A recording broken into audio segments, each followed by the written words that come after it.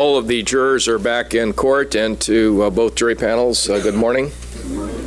And we're ready to resume with the trial. At this point, it'll be cross-examination of the witness, Lyle Menendez. I'll remind you, you're still under oath. You may commence your cross-examination. Mr. Menendez, before we start, I want to ask you this question. Isn't it true that you killed your parents because you couldn't stand your father's control anymore, and you couldn't figure out any other way to kill him except to kill your mother too, like Dr. Oziel said? No, that's not true. All right. Now, you've indicated in your direct examination that you were sexually abused by your father and your mother. Is that correct? I don't think so. I didn't use those words. Well, but isn't that the gist of what you were saying? That you were the victim of sexual abuse? With my father and with my mother, I just said what happened, and I think it was mutual. All right, but it was some sort of sexual misconduct which happened to you when you were a minor. Is that correct? That'd be correct, I think. And you know what a minor is? It's someone under the age of 18? Right. Okay. Now, is there anything I can ask you or say to you that's going to get you to say that those allegations are untrue? They are true. Okay, so there's nothing I can say to you to get you to say that they're not true, right? No. Okay. And the two people who could come in and say that they're not true, you killed, right? Well, they wouldn't say they weren't true, but then again, I don't really know what they would say. Well, because they're not here to deny them, are they? No. Did you kill your father to get back at him for what you say he did to you when you were a child, sexually? No, I killed him because we were afraid and because what was going on that weekend. So the things that you told us that happened between yourself and your father when you were age 6 to 8 have nothing to do with your motivation for killing, is that correct? That's right. And what you say happened between you and your mother, which you've described now as being mutual, that had nothing to do with your motivation for killing her. Is that correct? That's right. Okay. When you were testifying about what happened to you, and you said that you then went and, I think the correct term would be molested your little brother. Do you remember your testimony about that? That Yes. you used a toothbrush on him? Yes. Do you remember that you apologized to him here in court? Yes. Was that the first opportunity you've had to apologize to your brother? That was the first time that I've apologized. But was that your first opportunity to apologize to him? No. You want the jury, I was also apologizing to my dad. but because of your actions, your father's not here. Right. You want this jury to acquit you, don't you? I would like to be able to go home and start my life over. Your Honor, I'm going to play a tape for the jury's Exhibit 1. I also have several copies of Exhibit 135, which is a transcript of that. I would like to distribute those to the juries at this time. All right.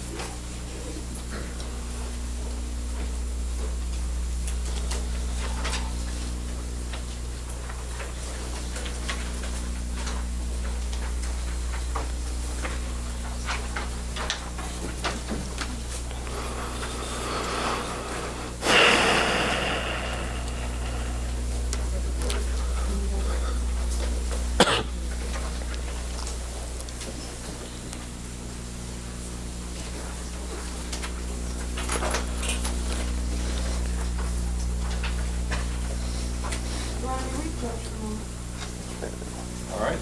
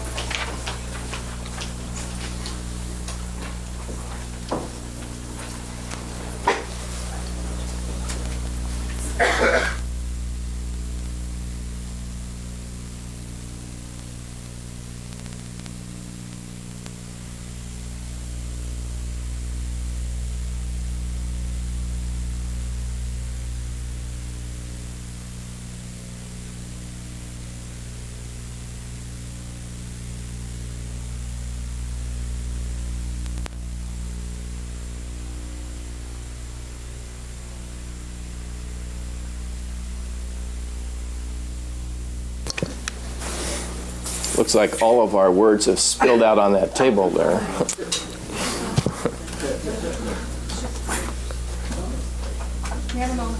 Yeah.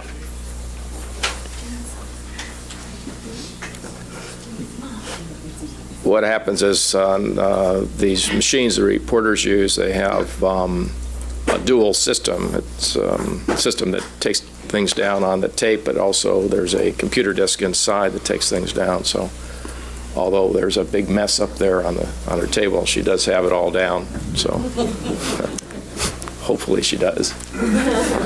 She'll have a little fun unraveling that. Okay, you may resume. May I put- Yes. At this time, I'm ready to play Exhibit 1, and I would ask for stipulation that it be not be transcribed. So stipulated.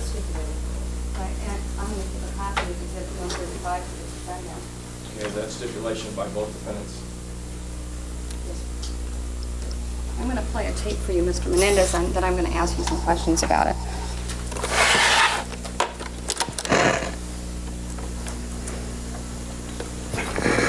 Beverly Hills emergency. Yes, please.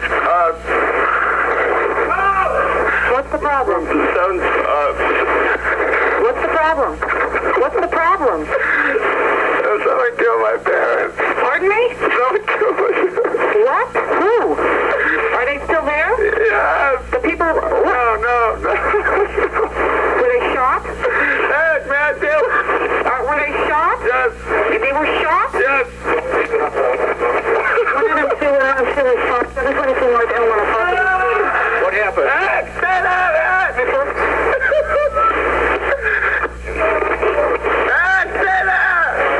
I have a hysterical person on. I'm trying to get things further. Other units responding. Is the person still there? What happened? We have units around. What happened? Who shot who? I don't hear anything. I just came home. You came home and found who shot? I'm in bed. You're in bed? No. No, they're still in the house. The people that did the shooting. Get away from me. Okay. Hey, let me talk to Eric. Who is the person that was shot? My mom and my dad. Your mom and dad? My mom and my dad. Okay, hold on a second.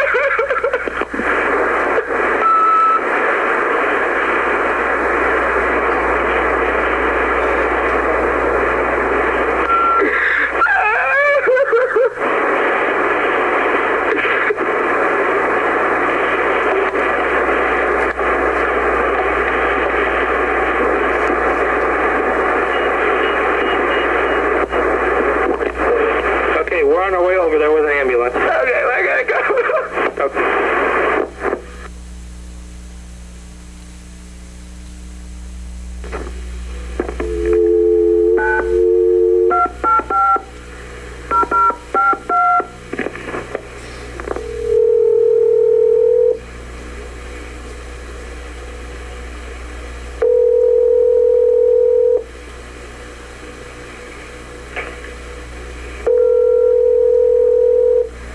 Yeah, that's one of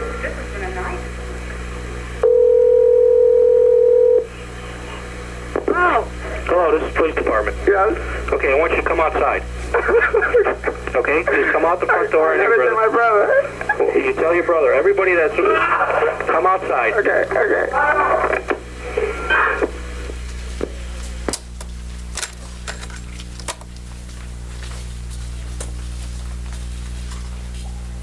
Mr. Menendez, in that case, you're crying quite a bit, is that correct? Yes.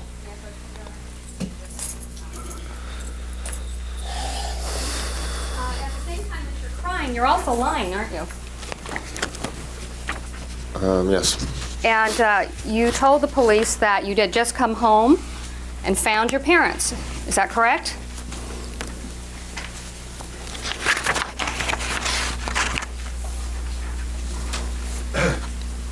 When they asked you, I think I said someone killed my parents. right. And then you said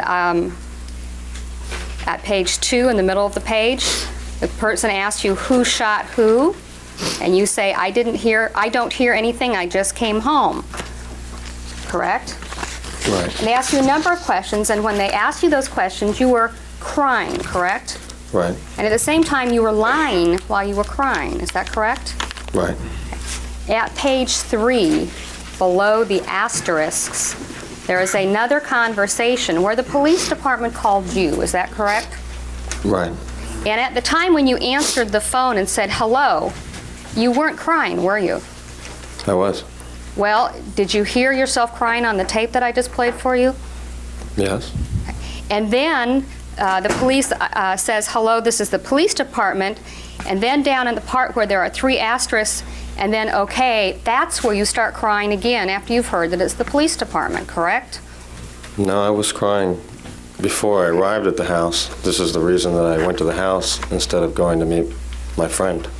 Did you plan out what you were going to say to the police before you called them that night? Over the course of that hour and a half, we talked about it a few times when we decided that we were going to say we were at the movies. And then at some point, we decided to say that we had left out the back because we figured somebody probably saw me running out of the house or the car leaving or something. And then after we started to fall apart and I realized I wasn't going to be able to meet Perry, we said that we would just say we went to get an ID to explain why we didn't meet Perry. But as to this specific phone call, when you first made contact with the police, Right. did you plan out what you were going to say to them? No, and I really don't remember exactly what I said other than reading this, but I know that I wasn't going to say that we were involved. All right, so you knew when you called the police that you were going to lie to them, correct? Right. And then you continued to lie about your involvement in the case, correct? Right. Okay. Let's start with the arriving officers. You lied to them about your involvement, correct? Right. I'm not sure that they asked me, but But you certainly didn't give yourself up and say, okay, we did it, correct? no, I wasn't going to do that. And you wanted them to believe that you were victims, that you were a victim and not a defendant, correct, or a suspect? Well, I don't know if I I don't understand what you mean by that. Well, that you had come home and found your dead parents and that you were traumatized. You wanted the police to believe that, correct? I wanted them to not think that it was us, and we were a mess because of what had happened, and I think that's one of the reasons that they believed us. Well, didn't you also think that the police would expect you to be upset if you had just come home and found this horrible scene? I'm sure they would. And you, in fact, did that. You portrayed yourself as being very upset to the police when they got there, right? No, that's why I went there, because we were crying. I was upset. I mean, by the time I talked to the officer a little later, I wasn't crying, and I wasn't trying to fake it, and I wasn't trying to, put on an act or anything like that. I was just feeling what I was feeling, and I was also knowing that I had to stick with what my brother and I had decided, and hoping that they wouldn't know that this happened, so we wouldn't have to explain any of this. So, I mean, that's what was in my mind. Now, you cried in the courtroom here in front of the juries, too, correct? Right. And that was genuine emotion? Yes. Now, why is it that you lied to the police? Why did you tell them why did you decide not to tell them that you were involved? Well, when they didn't show up, my brother and I decided then that if it was possible, we didn't want to have to explain what happened. I didn't think, we had just shot our parents, and we didn't want to go to jail. You wanted to get away with it, right? We really weren't thinking in those terms, and we weren't thinking in terms of, we were just basically thinking that we'd shot our parents and that this was horrible, and that if, I just couldn't tell the police that, and that I did not want to then have to tell them why and explain everything about my family. And neither of us did, and we were pretty firm about that. And I mean, we knew that they could easily figure it out, and we didn't know anything about how they investigate things, and they might figure it out right away. But until they did, they didn't want to volunteer it.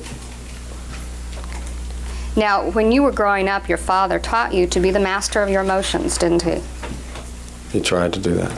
And I believe you testified during your direct examination that on occasion, if you did poorly at a sporting event, that you would look sad in order to please your father.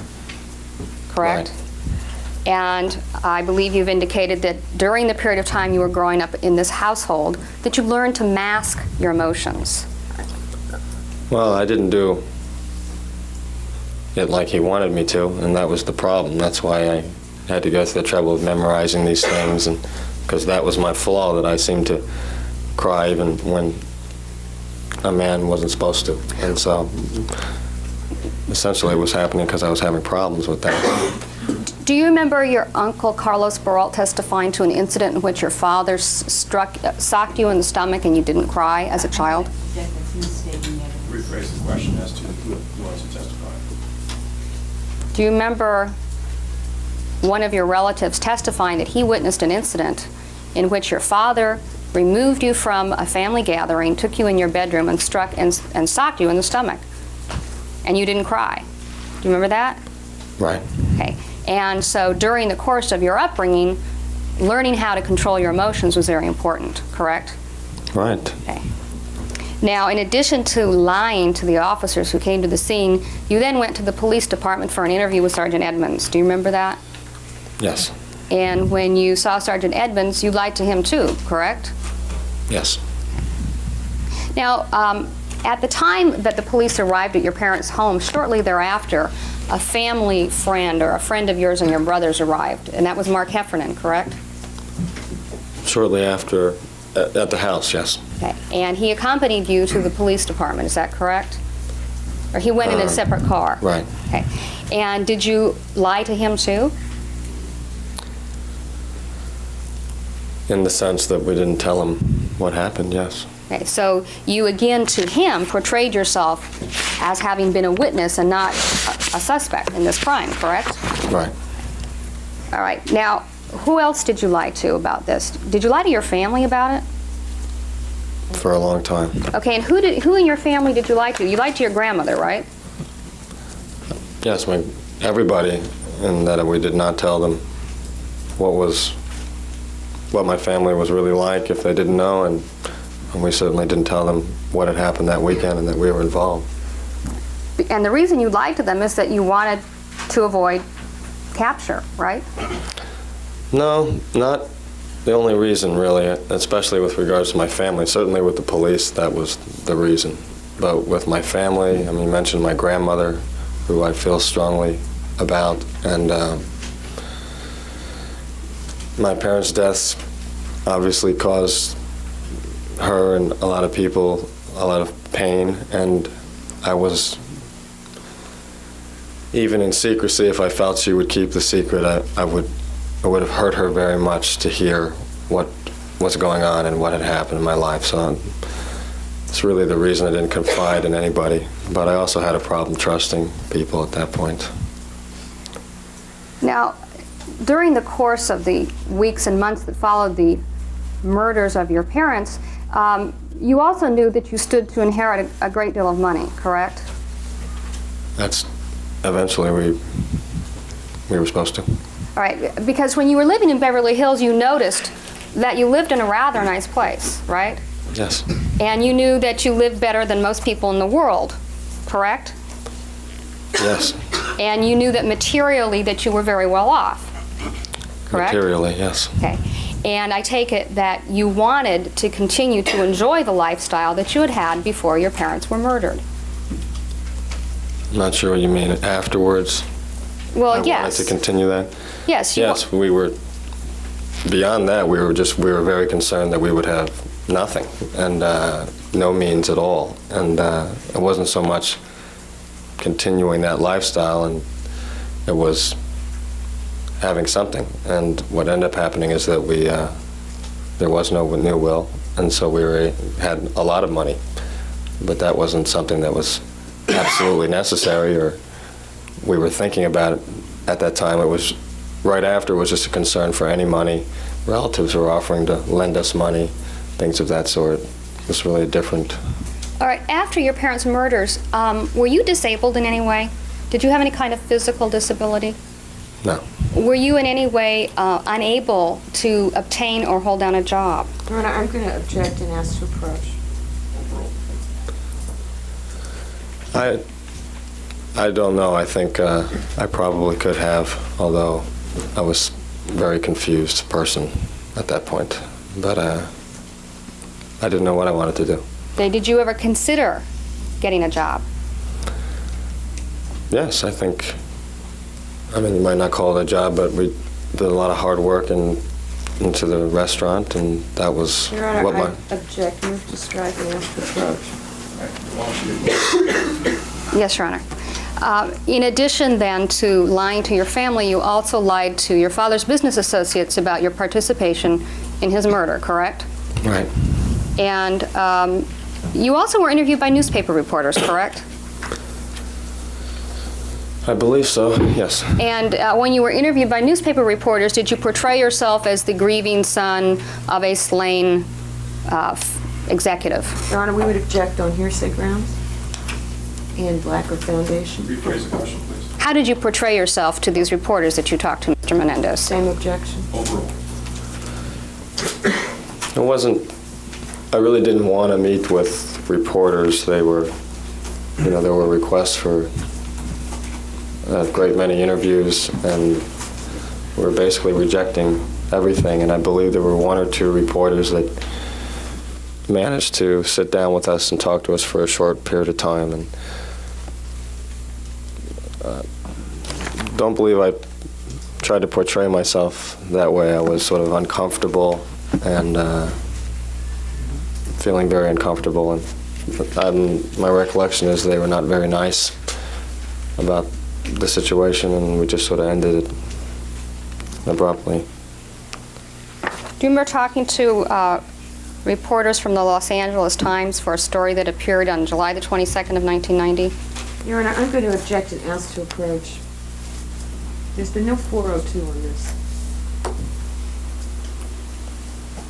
All right, I'll permit counsel to briefly discuss the matter at the sidebar. All right, you may continue. Mr. Menendez, did you give an interview to reporters from the Los Angeles Times? I remember giving interviews to, I think, 2 reporters. I don't know if they're from the Los Angeles Times. Were the 2 reporters together when you interviewed with them? Or are you talking about 2 separate occasions? Oh, you're right, yeah, 2 separate occasions. And then there was one interview, I believe, with 2 people. Do you remember telling one of those reporters the following? Finding out who it is, Eric and I are probably not going to be able to do anything about it. To find out who it is and not be able to do anything is probably worse than not knowing. So it's a hard thing for Eric and I to decide whether or not we want it solved. Do you remember saying something to that effect to the reporters? I probably did. Did anyone force you to talk to the reporters? Well, if I remember that meeting, I was there with my brother, it was myself, and there was an attorney named Steve Goldberg, who was the attorney for the estate, and then the 2 reporters who I don't really remember exactly who they are, and they had come over the house, and I believe we had just shown up. But I remember that it was a very forced situation, and we just didn't want to be, it was unfriendly, and they were there, and Steve said we could just talk to them for a few minutes and that they'll leave. And that's essentially what it was like. And we were trying to talk nicely for a little while, and one of the reporters said something very nasty to my brother, which I thought was offensive and had hurt his feelings, and so I just told him that was uncalled for, and we just ended the interview abruptly and essentially told him to leave the house. But So I don't think it was really a situation where we were just happy to talk to reporters. was your home still being guarded by the Bel Air Patrol at the time that these reporters spoke to you? I don't believe so. Did you, you said that they were nasty or rude or something like that. Why didn't you just say, I don't want to talk to you? At that point, we did. Yes, but you did speak to them willingly before that point, correct? Right, they were not nasty before that point. Right. And you were trying to portray yourself as not the perpetrator of the crime, but someone who was in fact victimized by the loss of your parents, correct? Well, I was, if I said that, and I may have, that's just the kind of statements I was making to basically say that I didn't want the investigation to go on. Just like I expressed earlier, my own concern for my dad's connections and what they were thinking, and the police. I just didn't want to give the impression that I was eager to find out who had done this, especially with regards to some connections that I wouldn't have even known about, that they might think I'm giving information. And just, that was around the time that I was concerned about all that.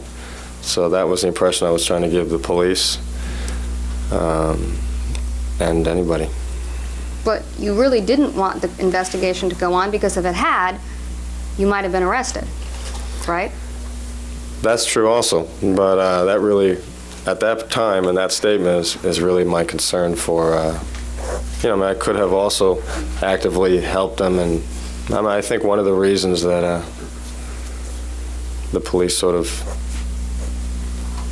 had a dislike for me early on was that I was not cooperative and that I would not meet with them. And I think, you know, I could have just, you know, Edmund said he wanted to be my friend and that we would be working together for a long time, and I could have done that and give them, you know, false leads and all kinds of different things, and I did not try to do that, and I was concerned for the problem. Okay, now you said you didn't give any false leads, is that correct?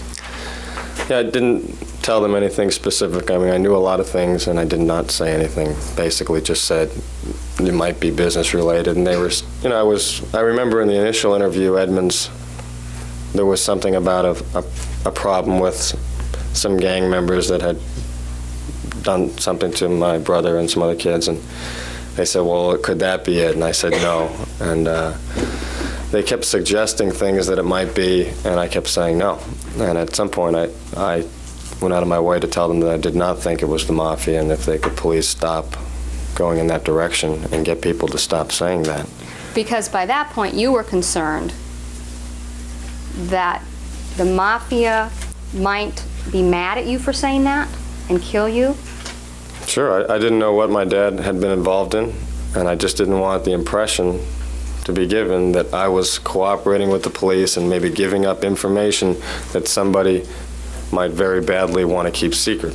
So I wanted them to stop investigating in that area, and that might move them more toward investigating us, but I was more concerned for my brother and myself. When you talked to Sergeant Edmonds the night of August the 21st, you told Sergeant Edmonds that it probably had something to do with your father's business connections, correct?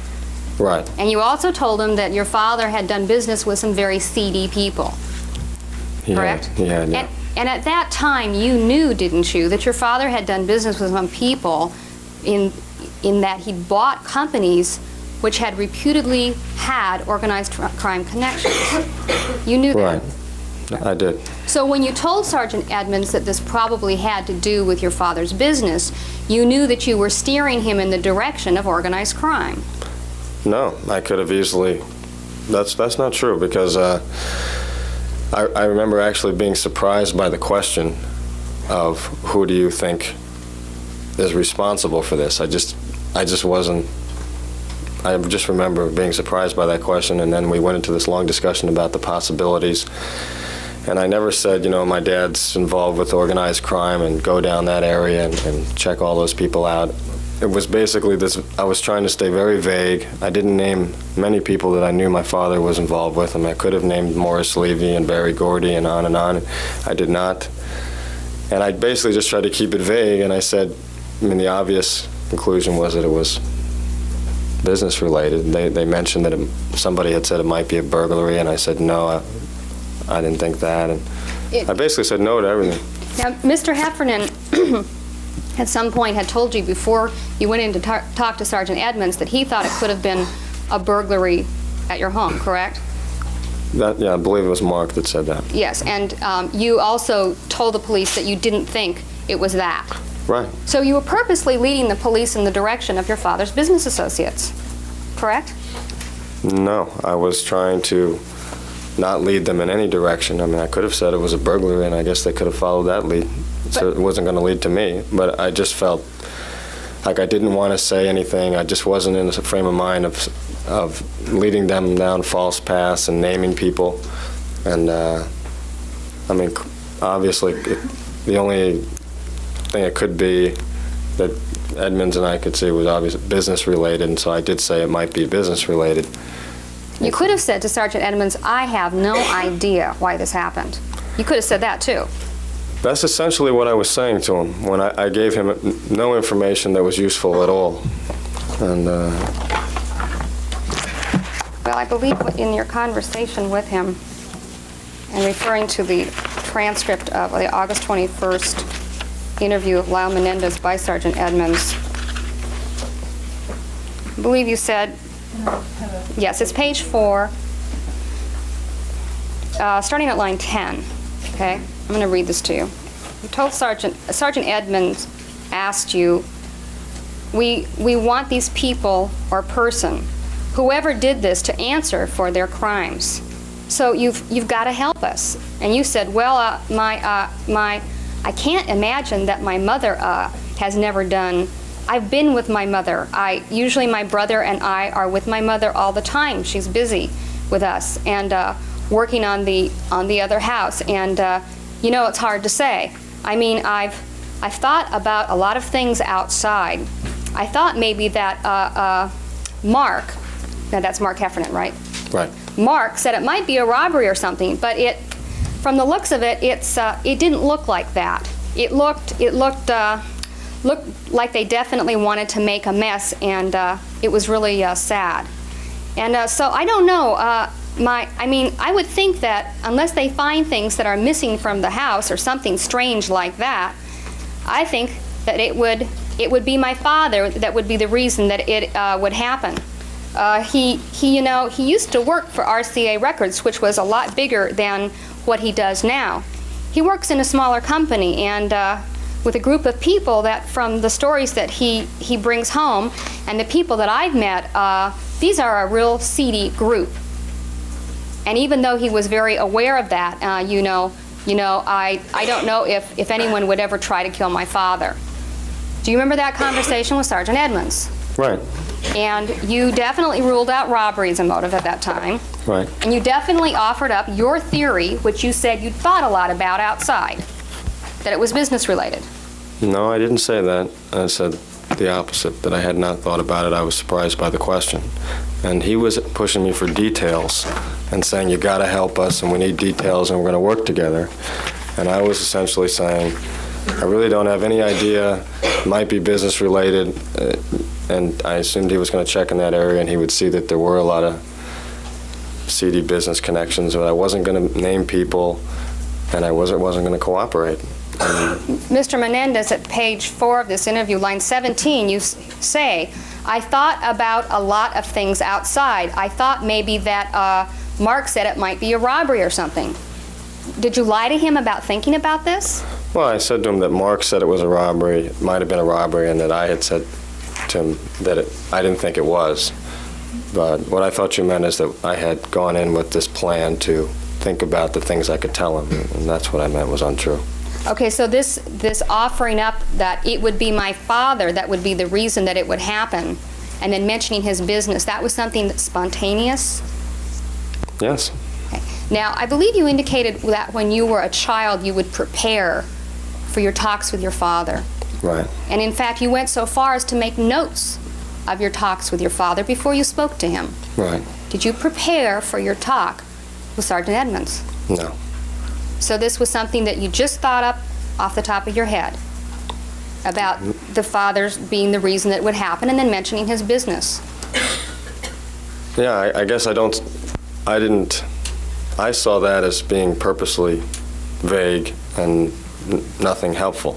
I don't see it as something that was well thought out, and there were not names, and I could have named names, and it was not the mafia did it, and it was not leading him down purposely in some specific direction. Obviously, we didn't want him to investigate, think that it was me. But other than that, I wasn't trying to be specific. That's all I'm saying. Mr. Menendez, you knew that your father was the CEO of a corporation that was traded on the New York Stock Exchange, correct? Right. This wasn't some little fly-by-night business that he was involved in. It was a business that was recognized and traded on the stock exchange, right? Right. And you knew that the business probably would have records of their business dealings, correct? Sure. All right. Yes. And as a matter of fact, your father had been involved in some litigation prior to his murder with a character named Noel Bloom. Right. And you knew about that, didn't you? Yes, I did. And what was your understanding of who Noel Bloom was? Objection, Your Honor. Well, only knew it from my dad, and my You understanding. can object on hearsay ground Goes to his state of mind. with respect to my client. All right, it's offered not for the truth of what was said, just to reflect the state of mind of the witness. Okay, what was your understanding of who Noel Bloom was? Well, my dad was furious about this guy, Noel Bloom, who he said was, I guess they were going back and forth, and he said he was a two-bit gangster and a porno dealer, and the guy was implying threats to him, and that he thought that Noel Bloom thought just because my dad was Latin that he didn't have connections, and basically my dad saying he could, essentially using words like, I could fuck with him just as bad as he could with me if I wanted to, and this and that. And it was this big battle because I guess Noel Bloom owned IVE, and my dad was coming in to take it over. And Bloom was saying he was owed some more money, and apparently he was, and my dad was basically his ruthless businessman self and saying, I'm not going to pay you now that I'm in. And it was very personal. He took the guy's car, his office. They had a court battle over it, and my understanding is my dad was vulgar or whatever and was cited for misconduct, and it was a big personal problem. So I knew about that, and that's who I... And so was he one of the seedy people that you were referring to when you talked to Sergeant Edmonds? He was one of the seedy people, yeah. And then there's also Mr. Morris Levy as well, correct? Morris Levy, right. And what was your understanding of who Morris Levy was?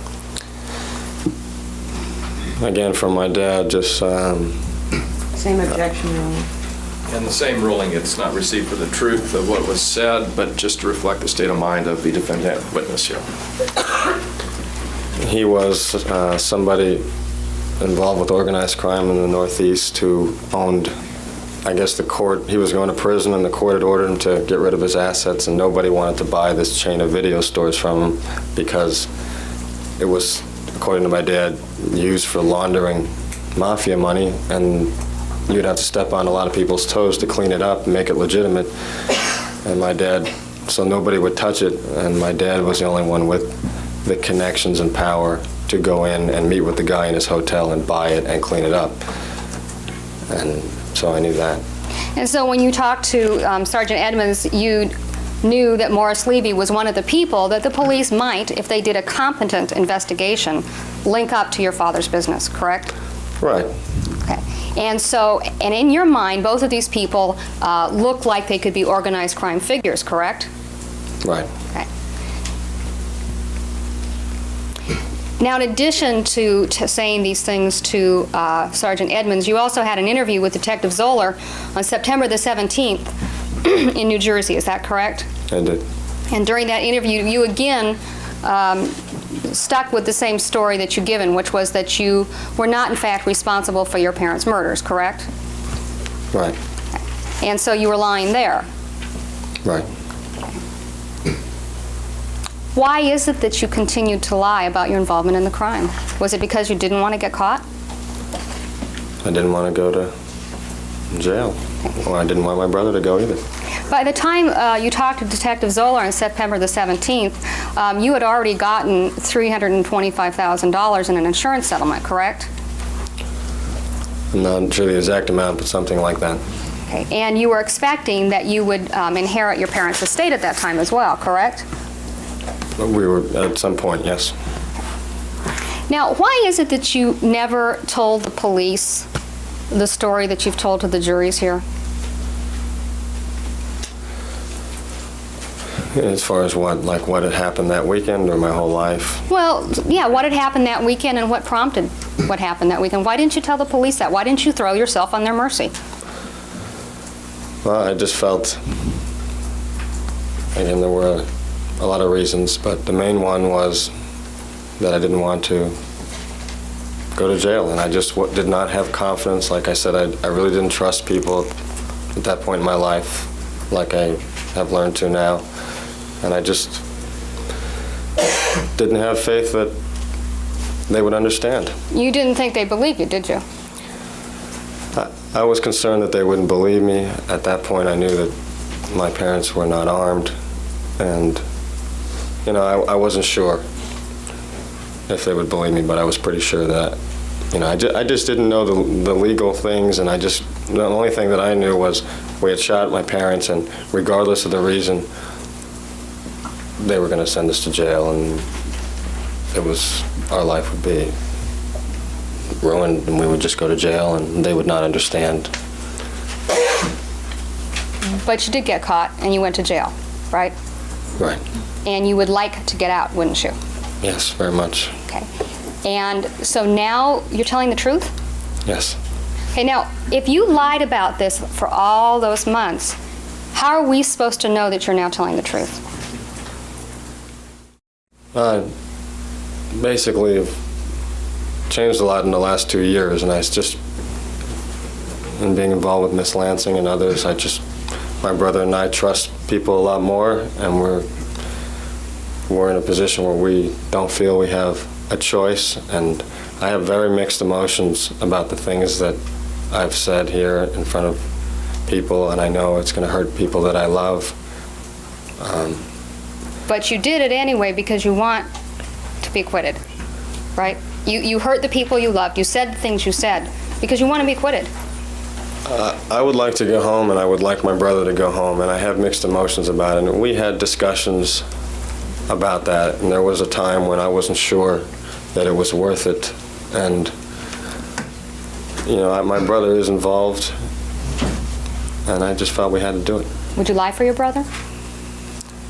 I don't have to lie here for him. But you did in the past, didn't you? I would lie for him. When you were growing up, was it your father's motto? Did he teach you to lie, cheat, steal, but win? Sounds like my dad's motto, but I don't remember actually hearing that. Lie, cheat, steal, but win. You don't remember specifically those words, but the sentiment. Is the sentiment? That would be my dad's sentiment. Okay. And so it's your testimony then that during the course of this cross-examination, you're not going to lie, right? I haven't lied here, and I've tried, and I've said a lot of things that I wish I didn't have to say. But you were willing to say them. Did he finish his answer? Yes. Okay, I'm sorry. Did you finish? No. And you know, my father is dead now, and I would never have said these things were he to be alive, and I just feel like I'm very different than I was then, and I have different people in my life, and my family has come and gathered around us, and we have support, and I realize it's not easy to understand, and a lot of the stuff in my life that my attorneys brought out, I don't understand it myself completely, but yeah, I really don't know what else to do, and the decision was made that we would just say exactly what happened and the bad details as well as the good things. And there were times that I lied to people, and there's nothing I can do about all those things, and just hope that people understand. You learned to lie as a child, didn't you? I would say I did. And you almost didn't get caught in this case. Isn't that fair to say? In other words, Almost didn't get caught. well, I don't. the murders occurred on August the 20th, and you weren't arrested until March. Right. You almost got away with it, didn't you? You characterize it that way, and you think it's funny, but my brother and my life was very miserable for 6 months before we got arrested, and obviously wasn't better after we got arrested, and isn't good now, and it never really has been great. In some ways, getting arrested for my brother in some ways was a relief, and the changes that have happened are a relief. And I don't know what's going to happen at the end of this case, and we may go off to prison very likely, but some good things have come from it. Turning now to your childhood, Mr. Menendez, I believe that the picture that's been painted in this courtroom is that you had a fairly unfortunate childhood. Would you agree with that? Yes. Okay. And that I think it's fair to say that your father was tyrannical, correct? Fair to say that. On his best day, he was tyrannical, correct? On his worst day, he was much worse than that. I wouldn't say on his best day he was tyrannical. On his best day, we had fun, and he loved me, and I loved him. So was every day with your father awful, or did you have good days too? We had lots of good days. But the picture that's been painted by your relatives, and certainly through your testimony, is of a very unfortunate home life. Wouldn't you agree? Yes. And your mother, from the picture that's been painted by your relatives and by you as well, was, I think it's fair to say, disturbed, correct? Yes. A very unhappy woman. Yes. Okay. But there were also parts of your life that were fortunate. Wouldn't you agree? Yes. You went to private schools, Right. paid for by your father, correct? Right. You went to private college, paid for by your father. Yes. Did you have an automobile when you learned to drive? Yes. Did you ever have to hold down a job as a teenager? I never had to. Okay. And no one ever asked you to pay for anything as a child or a teenager, correct? No concern for money whatsoever. Okay. Well, you went on vacations as a child with your family, didn't you? Pretty often. And what kind of vacations did you go on? Give us a sampling of where you went. Well, we used to go on vacations with my Aunt Terry and her family, like to Hilton Head, South Carolina, and to Florida. And then we also went on ski vacations with my mom's side of the family. And then after my dad got more rich and a little more recluse, we stopped pretty much going on vacations with other relatives, and he would do more things like going down to the Caribbean to his own places and learn how to sail and things like that. And I accompanied him a little bit less because they were less enjoyable, but basically that's what we did. During the period of time that you were training in tennis and soccer and the other sports you've testified about, you had private coaches too, correct? Yes. And your parents belonged to country clubs? Right. And I believe Ms. Geisler testified that many times your mother would drop you at the country club and leave you there for the day, correct? Right. And during that period of time, when you were alone at the country club, your father wasn't there bugging you, was he? No. And your mother wasn't there causing you misery, was she? No. And you were there all day at the country club? Right. And you had signing privileges so you could buy food there? Right. And that wasn't that bad, was it? No, I mean, I was there training also. It wasn't like I just hung out at the country club, but it wasn't bad. Do you think all the training made you a good athlete? Yes. And before your incarceration, would you say that you were in good physical shape? Certainly less so since I had not been playing tennis when I got arrested. But during the period of time that you were growing up, you were training to be a world-class athlete, Right. weren't you? Right. And you felt that you had some potential in that regard, right? Yes, very much so. In addition to the vacations that you went on with your family, you also traveled alone, correct? Yes. Okay, when is it that you first recall traveling alone for a tennis match or some other purpose? Well, they sent me to specific soccer camps and so on when I was like 9. And then, in addition, during your high school years, you would go various places to attend tennis matches alone, correct? Right, with the other kids at the tournaments. This was like the tennis, talking about the junior tour and stuff. Yeah. And in what state were those tours held? Were they out of the state of New Jersey? All over the country. And so you were flying on an airplane by yourself while you were still under the age of 18, correct? While you were still under the age Of 18, correct? Yeah, usually my dad would come, but if for some reason he couldn't, he might meet me there, or almost always my mother would be there. There may have been a tournament I went alone.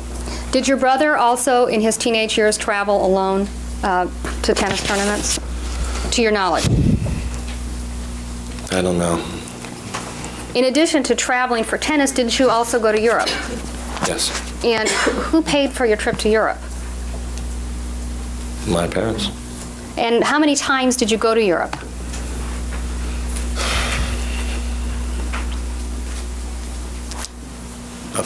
Several times. When's the first time you can recall going to Europe?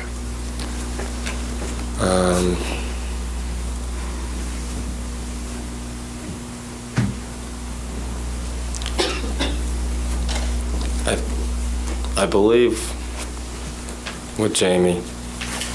And that's Jamie Pizarczyk? It might have been, well, we didn't go to Europe. I went somewhere with my tennis coach. Went to Australia. I don't think we went to Europe. All right, so you went to Australia with a tennis coach without your parents, correct? Right. And you went to Europe with your friend Cole Kruger, is that correct? Right. And that was in the summer of 1987? Yes. And your parents didn't accompany you then, did they? No. And then I believe you've just indicated you went to Europe with Jamie Pizarczyk, your girlfriend. Right. And all these trips your parents paid for, correct? Right. And they weren't there bothering you when you were on these trips, right? Well, they didn't pay for one of the ones with Jamie, where I paid my way, but that was very unusual. Normally, they would just pay for everything. Okay, and how were you able to pay your way? I had a little string machine, and I was on basically just traveling with the girls' tour with Jamie, and they loved me. I was just stringing rackets all day long and actually made quite a bit of money stringing rackets. All right, so you paid as you went during that trip, is that correct? Right. In addition, when you had medical problems, your parents took you to the doctor, right? Right. When you began to lose your hair at a young age, your parents took care of that too, didn't they? My dad took care of it for, I think, different reasons than that, but we did take care of it. Well, but you're still wearing the hairpiece, correct? Right. And so, and is it one that your father paid for? Yes. Okay, and so you aren't being forced to wear it now, are you? No. You do because you want to. Right. Okay. You also, I believe, did you go to a speech pathologist as a child?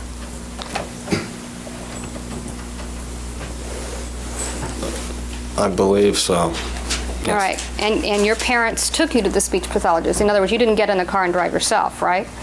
No. I'm pretty sure that they took me.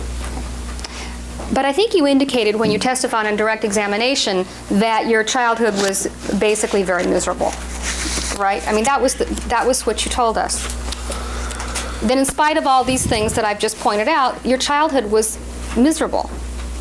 I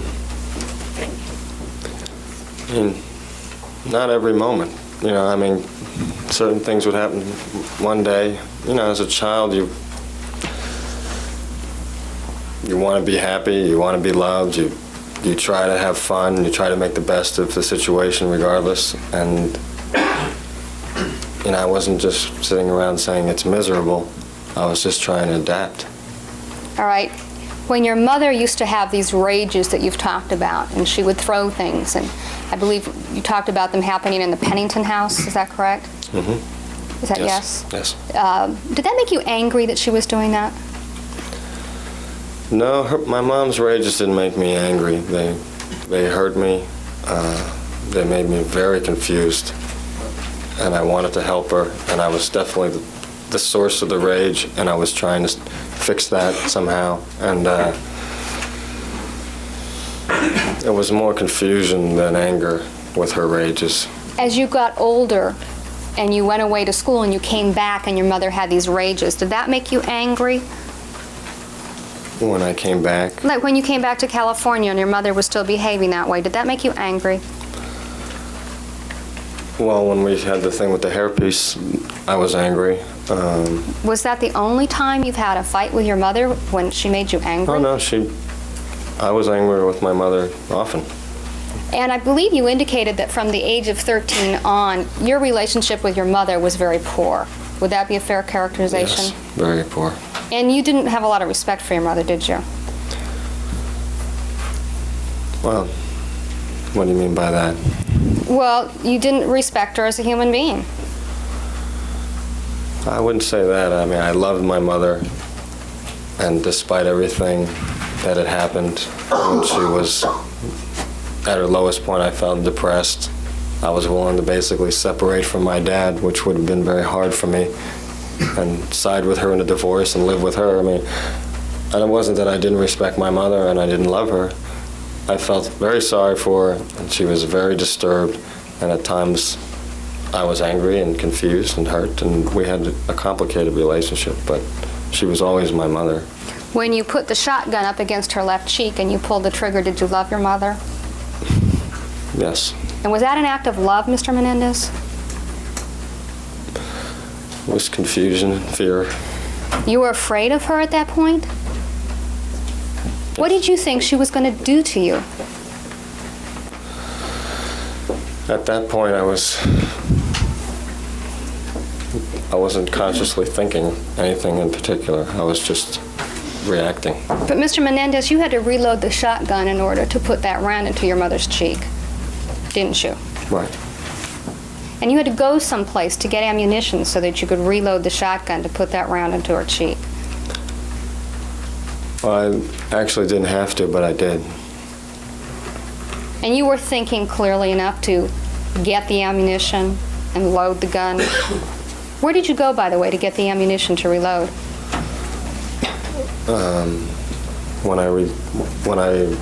You mean, which time do you mean that reloading? How many times did you reload?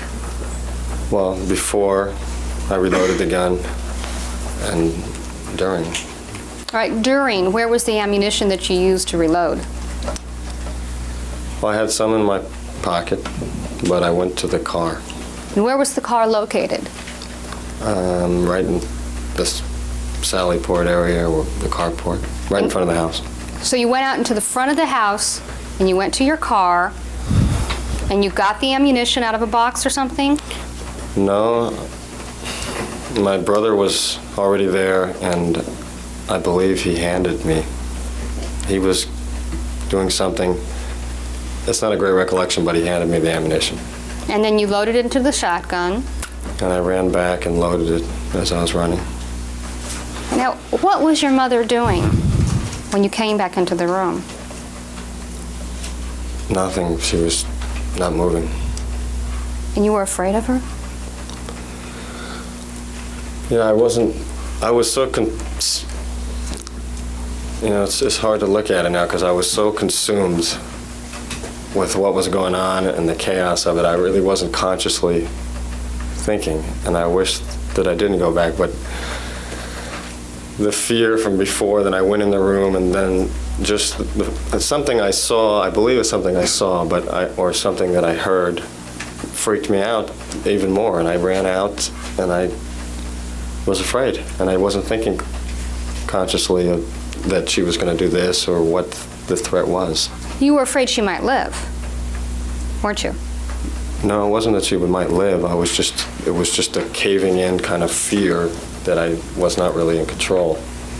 So you were afraid of her, and you put the shotgun up against her cheek, and you fired, right? It was dark, and I leaned over. I didn't place it anywhere particular, but that's what I did.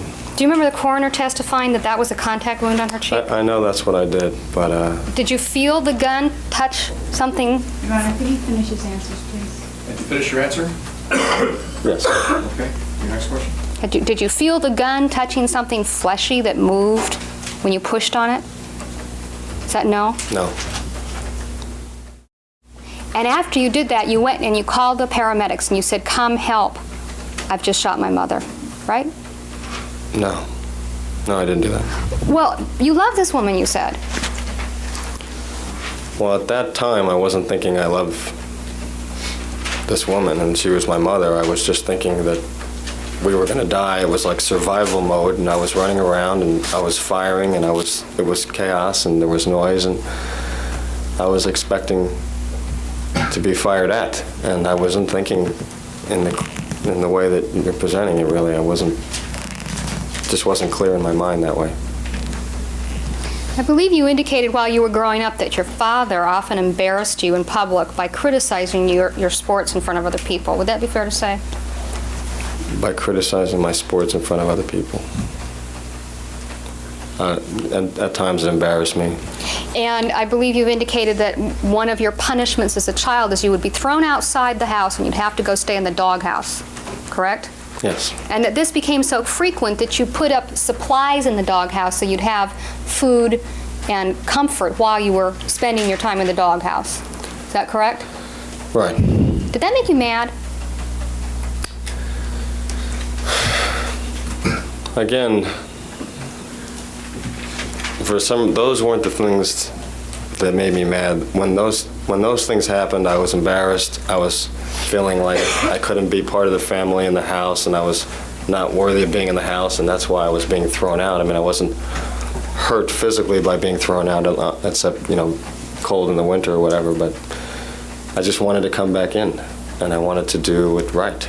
And at those times, I didn't sit there angry. I sat there wishing I had done it right and not wanting it to happen again. I believe you indicated that at the time that you were growing up, you could never predict when it was you would get punished. Is that correct? Often I could predict it, but there were times when you could not, especially with regard to my mother. And that I think your cousin, Diane Vandermolen, indicated that there were occasions where she did something that she thought she'd be punished for and she wasn't, and then other times the opposite would occur. Do you remember that testimony? Right. Okay. And that same phenomena happened to you, correct? That there would be times where you thought that you hadn't done anything wrong and you'd get punished, right? Right. Okay. Did that ever make you mad? Did that ever affect your sense of justice? That would... I'm trying to think of a specific thing, but I'm sure I would have been angry at that point as well as confused, unless a lot of times it was just my mother so out of control and not in control of herself that I would try to do what my dad told me, which is just ignore it, accept whatever was happening, and just not think of her as very rational and not take it. So it wouldn't be so much anger, really. But there were times when that would make me angry, yes. I believe you indicated that during the course of your childhood, you saw your father, at least on one occasion, beating your mother, and that she was, in fact, fighting back and drawing blood. Do you remember that testimony? Yes. Did you ever see any other signs that your father had beaten your mother during the time, let's say, before you were 12 years old? Yes. Okay. Did that ever make you mad? That made me angry. Your father, I think you indicated, treated your brother Eric very differently from you. Is that correct? Yes. And he was in some ways he could be nicer to Eric, but more often he was much nastier to Eric. Is that correct? Nasty is a good word, sort of just making him feel unimportant. And he was physically harsher with Eric. Is that correct or not? I don't think that's correct. During the period of time, let's say before you were 12 years old, did you notice that your father treated Eric differently from you? What age again? Before you were 12, let's say. Yes. And then certainly between the ages of 12 and 21, you noticed that there was a discrepancy between the way you were treated and the way Eric was treated. Right. Did you ever go to your father and talk to him about the fact that he treated your brother so differently from you? One time. And was that a conversation that you've not yet told anyone about, at least the juries? Yes, there are many things that happened, many conversations that I haven't told the juries. We only have so much time. Right. I'm just wanting to know if that was something you've already testified to or not. So why don't you tell us about this instance where you talked to your father about the difference in how he was treating you and how he was treating Eric? Where were you and what age were you and things like that? I just remember that well because that was over the fact that I was in Princeton, my brother was applying to colleges, and he very badly wanted to be at Princeton with me and apply there. And my dad was, in charge of the applications as usual and was applying to schools in the East like Brown University and other Ivy Leagues, specifically not allowing him to apply to Princeton so he could not be with me. And I went to my dad and basically told him, this is going to make my brother feel like I felt like he was sending my brother the message, you're not good enough, you're not smart enough to be at the same school as Lyle, you're not even smart enough to apply there. And I very much wanted him to at least tell Eric he should apply there and try and so on. So I remember having an argument with him about that, and it was a pretty big argument. Now, your father did permit your brother to apply to Brown University, correct? He did. And Brown University is an Ivy League school just like Princeton, correct? Right, but in my dad's eyes, it's not comparable. All right, but it was still an Ivy League school. Right. Okay. And were there any other occasions that you can recall without going into the details where you went to your father and said, hey, this isn't right, you're treating my brother differently from me? When you were younger? Well, as far as when that happened where he was abusing my brother in the room, but that was much more serious than just he's treating him differently. Right. I don't know if I ever had a conversation just about the fact that he was treating him differently. I don't know.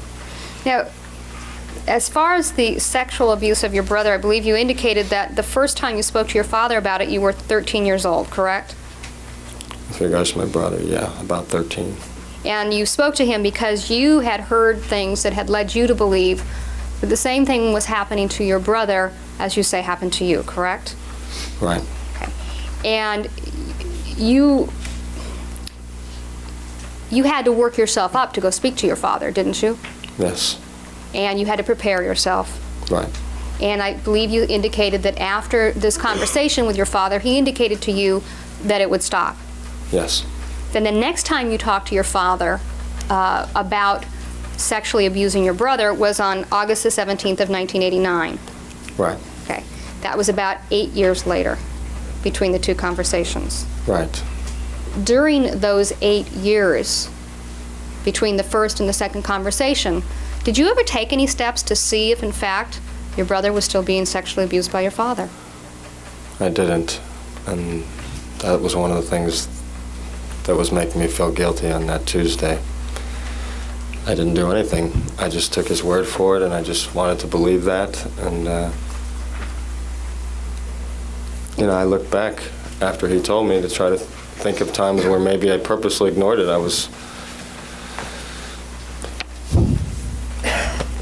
I didn't do anything.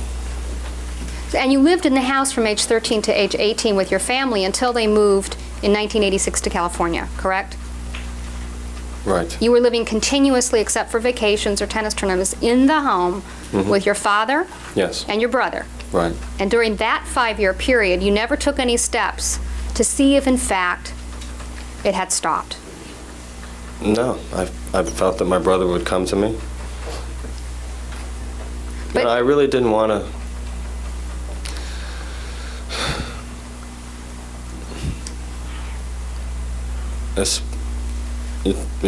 I try to just separate myself from what was happening and not think about it anymore. The same that happened with me. And I It wasn't that I would be checking and nervous about it. It was the noises sort of stopped, and they did stop, and And you ignored it. yes, And then during the period of time that your family was in California, you spent time in the family home during vacations and things like that, correct? yes, And at that time, you were an adult, right? yes. And at that time, did you ever take any steps to verify or to see if any of this was still going on? Well, at that point, I wouldn't even have suspected it. Did you ever ask your brother? No. I believe you've indicated that in May of 1989 you had a conversation with your friend Donovan Goudreau, and at that time you told him about what had happened to you and your brother many years before. Is that correct? Right. When you spoke to Donovan during this conversation, did you ever think that maybe it was time to check and see if it had stopped? To check with my brother? Yes, check with your brother. No, I was convinced that it had stopped.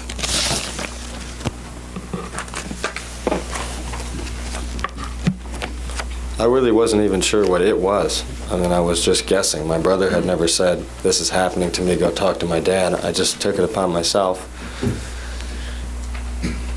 And really, my brother just sort of confirmed it, but not really, and then said that my conversation had helped, and it had... I just believed that my conversation... I believed my dad, that it had stopped. Now, in the summer of 1986, your family moved from the Princeton area to Los Angeles. Is that correct? Yes. And at that time, you stayed behind in New Jersey, and during part of that time, your cousin, the cousin who testified here, was staying with you. Is that correct? And, do you remember she stayed with you for a period of time? Is that Mary Ann? Yes. Yes. And then in the fall of 1986, where were you living? In the fall, I was living in the same house. The And what were Princeton you house. what were you doing? I was going to school at Trenton State College, and I was taking some courses there, not a full schedule, I think 3 courses. And I was training with a coach full-time. And you were living on your own, is that correct? I was living at our house. And your parents were living in California, correct? Yeah, they had left and were living, they were renting a house in California, and for a while we were staying in the house, and my dad would just fly in on the weekends and fly back and forth. And then at some point, he wanted Eric and Mom to be out there because Eric had to start school. So I was left alone in the house for several months. And then from January to September of 1987, what were you doing, generally? January, September 1987. I was traveling for a while on the tour with the women, with Jamie, and then I was working for my dad. Now, your father didn't like Jamie, did he? Wait, that's not right. Excuse me. 1987, I was traveling with my coach. I was thinking of 1988. I was traveling with my coach to Australia, and then I came back, and I was in Alabama for a while before I went to Princeton. And Jamie was in Alabama, is that correct? Right. And even though your father, as you said, didn't like Jamie, you were still there, right? Right. How did you do that if your parents didn't approve? So my dad was just, when it came to girlfriends, he allowed me to basically have one or date girls. Seemed to be more lenient, at least with regards that I could spend time with them than actual friends for some reason. But, he was very much didn't approve of Jamie. I said a lot of really nasty things and just wanted me to end it. But you didn't end it, and I take it during the period of time that you were living with her, someone was paying your rent, right? She was paying rent. Okay. Who was paying your expenses? I was. I really wasn't living there so much that I was just staying with her. And then I remember going to New Jersey for quite a period of time. And then there was the time that for a month where I was in Europe with the friend Cole. And then I would be training in California, and I was kind of spending time there too. But all my expenses were paid for By your with money that I had. I had access to accounts, and I just paid for it. And that was your parents' money, right? Right. So they didn't cut the money off in order to keep you from seeing Jamie? No. All right, let's take our recess. We'll resume at 1/4 after the hour. Don't discuss the case with anyone or form any final opinions about it. We'll resume at 11:15. Present, and we'll resume with the cross-examination. Thank you. Mr. Menendez, to speed this thing up a little bit, between January and September of 1987, were you living in California steadily with your parents, or were you in and out of California as you prepared to go to Princeton in the fall? I was in and out. And so your permanent residence was where during that period of time? My permanent residence with my parents. But you were traveling and doing other things during those 9 months before you started Princeton, is that correct? Right. And the control that your father had over your life had been dissipated a bit because you were not physically with him every day, correct? No, actually, not at all. I mean, I was traveling, but as far as, I'm not sure what you mean by control, but his connection, influence, and involvement in my life was really the same. But you didn't sit down and have dinner with him every night, correct? No, but we talked on the phone several times a week, and I traveled. My entire family traveled a lot. My dad was traveling around the world, and we always went to tennis tournaments. But I never felt distanced from my dad because of that. And during that period of time, he was still paying your bills too, correct? Yes. Then in the fall of 1987, you entered Princeton University, correct? Right. How did you feel about going to Princeton? Were you proud? Actually, didn't feel too good about it when I entered in that fall. And why was that? Well, a few reasons. Mostly, well, the two main reasons were, one, I was leaving my girlfriend who was in Alabama. That was And- Jamie, right? Right. Okay. So it's not a great reason, but I just didn't want to leave. And the second reason is that I had realized that tennis was not going to be where my life was going, and my dad had threatened my tennis coach's life in that spring, and so I had to really stop playing, basically just sort of gave up the game. And then I found when I got to Princeton that I really enjoyed playing with the tennis team with the other kids at the school, so my interest came back up in it. But when I was entering, I was sort of depressed about going. Were there things about Princeton that you liked? Yes. And did you like the tennis team? I liked the tennis team a lot. And you were basically at Princeton as a jock, weren't you? I mean, that was your role at Princeton. My role I'm not sure what you mean. Well, at a school like Princeton, there are people who are there as academics, there are people there as jocks, there are people there as party people, even at Princeton, right?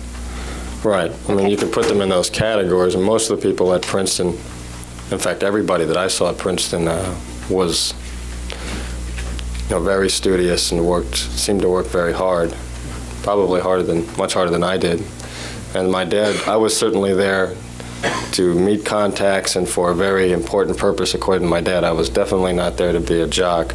I'd have gone to a big tennis school, which I certainly could have gone to, and you wouldn't even have had to pay for it. I probably got a scholarship or something. So, I was there for a definite purpose, but there was also, like you're saying, that feeling on campus that I wasn't like the other kids. I was more of a jock, not as smart, sort of thing. Now, Princeton has a athletic program, don't they? And they compete against other Ivy League schools with their athletics.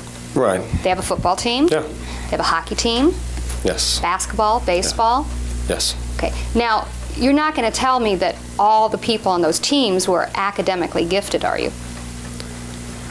Well, I'll tell you, I remember the kids on the team, and it was really extraordinary how studious they were and how bright they were. I remember one guy was, even as a student, was one of the more well-known people in the country for his work in physics, and had embryos he was trying to keep alive.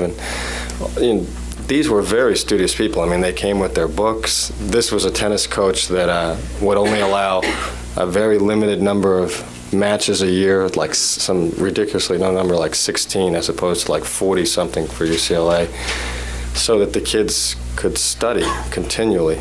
This is very, very, very different than what you would experience if you went over to like UCLA, and then you would see jocks with special gear and all kinds of rackets. At this school, you wouldn't see that. Very different. I mean, there was not even a grade point average you had to maintain to be on the team, because there was no concern that kids on the team would not be studying, like at other schools where if they drop, they get suspended from the team. I mean, here it was just assumed that every kid was there to work hard, to study. That was primary. I mean, I actually benefited from the fact there was no grade point average because I was pretty low. Did you work hard and study while you were at Princeton that fall? I was working pretty hard only because I always felt so far behind. Did you dislike that feeling? Did you dislike feeling that you weren't keeping up with the others? Yeah, it was a bad feeling. So you quit. So you quit, right? No, I never quit. Why What not? do you mean I quit? Why didn't you just say, I don't want to do this anymore? I'm 19 years old. Oh. I'm an adult. I don't want to do this. Well, because my dad wanted me to be there, and like I said, I did what my dad said, and I believed in his purpose for me, that I would be something that he wanted, something successful, and I trusted in him. And so even when I felt bad or like I couldn't do it, like when I was working with him, I felt like he would make sure that I'd be all right. So it wasn't something where I was just going to drop out. But your father couldn't fix everything, could he? Like when you got caught cheating. Right. And Princeton has an honor code, don't they? Yes. And even though you or your father, I guess it was your father, didn't think it was all that big a deal, he couldn't save you from that, No. right? Right. And so at that time, did you say to him, hey, I can't do this, I'm not going back? No. I mean, we did have the discussion about switching universities to something that I could handle a little better, and had courses that I would be more motivated to take and would help me later on in life, like the University of Pennsylvania or whatever. But, you know, my dad was the boss. You did what he said. The family went where he moved, and that was just understood, and that was sort of the way my mother felt strongly also about that. And I mean, you just didn't question. It seems strange looking back, but you didn't question what was going on. If he said, this is where you're going, show up on this date, I mean, I was there. You were an adult then, weren't you? Right. And you said you wanted to go to University of Pennsylvania, is that correct? Right. And, Or another school with business courses, but that was the one I wanted to go to. and so you went ahead and you made arrangements to go there, right? No, I wanted to get Dad's permission, and instead we worked out this other arrangement. Did that make you mad? No, we worked out a very good arrangement for me. And the arrangement was is that he would lower his expectations for you as to your grades, is that correct? That was part of the arrangement. And so that was when you went back to Princeton in February of '89 that you and your father worked this deal where you would not be as pressured to get good grades. Right. But you still ended up on academic probation at the end of that semester. Right. Did you do that on purpose? Well, no, I didn't do it on purpose. I think my grades lowered because I didn't have the pressure, and I definitely slacked off and didn't try as hard. And I had to find a medium where I would make sure I passed all the courses and did reasonably well, but not what my dad originally wanted, so I did end up on probation.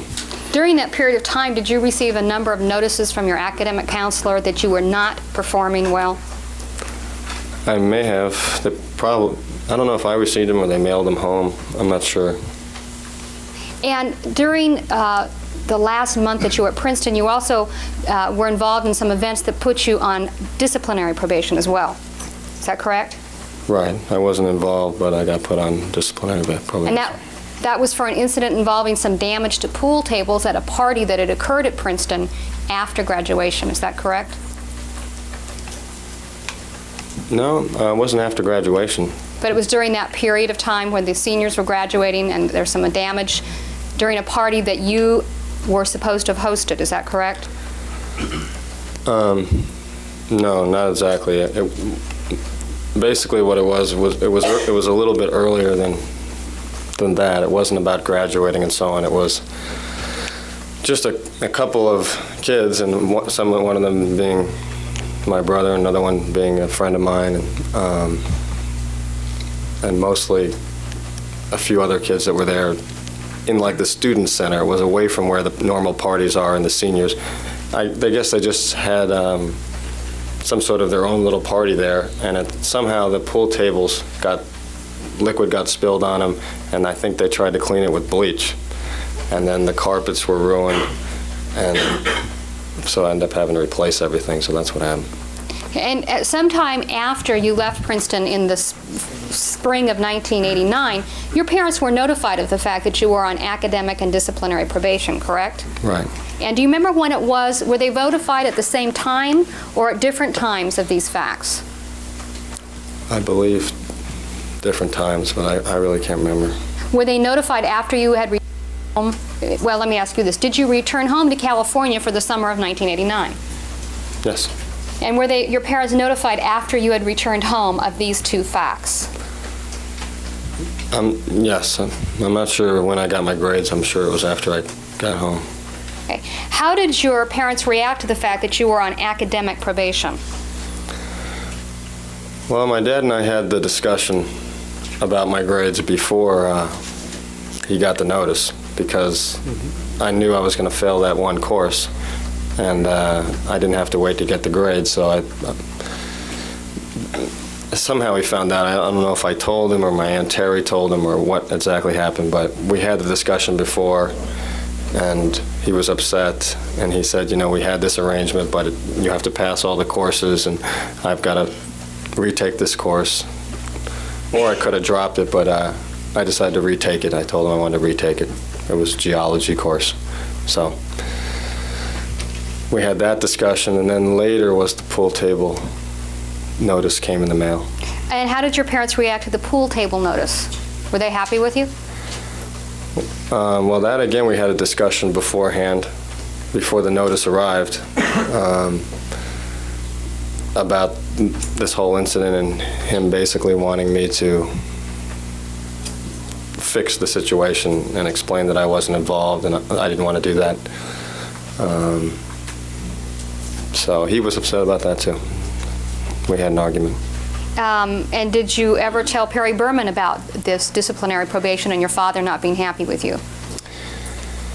Yes, he was there when I had the discussion with my dad, and I told Perry that I had taken the blame for this other kid that was a friend of mine who was already on probation and couldn't afford to have another problem, or was about to be already on probation, couldn't afford any more problems.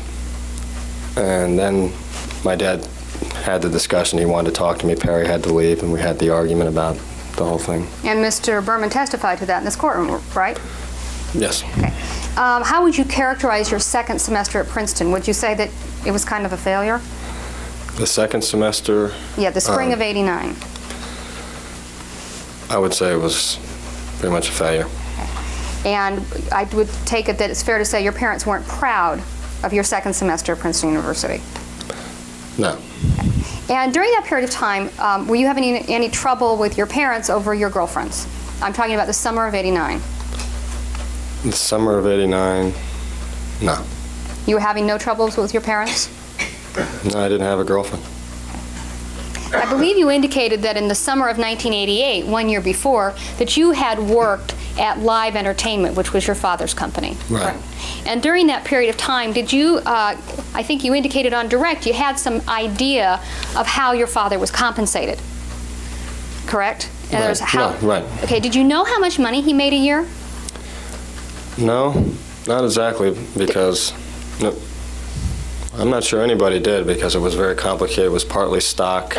Again, my dad didn't want to pay taxes, so he was doing all these illegal things where he was taking loans instead of income so he didn't have to pay taxes, deferring the income, helping them finance the houses he had, and it was all very complicated. So I really didn't understand it too well, but I knew he was making a lot of money. And by a lot of money, what did you mean by a lot of money? Are you talking about more than $50,000 a year? He was making Oh, more. sure. He was making, Was he making close to $500,000 a year with all No. these perks? he was supposed to be making more than that, but had this huge amount of debt because of the problems with building the second house and the problems my mother had. My mother was so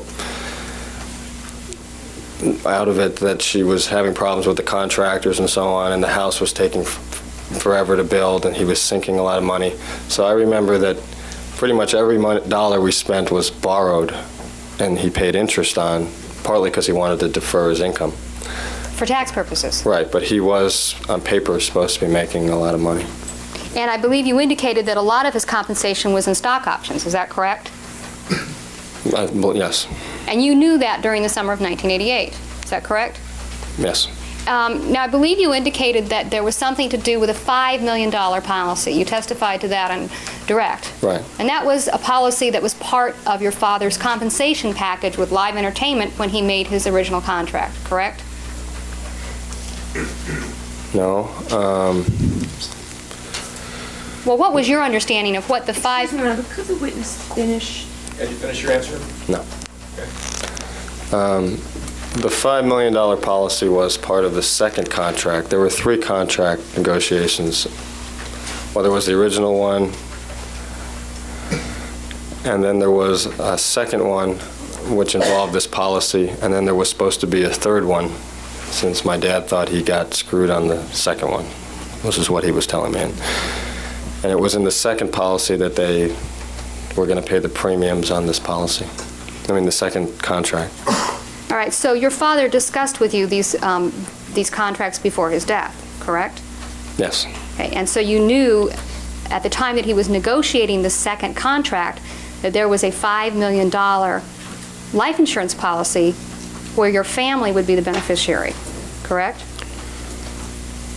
I assumed it was my family would be the beneficiary. I never saw the contract itself, but I knew about it mostly because of the problems between my mother and him with getting the physical.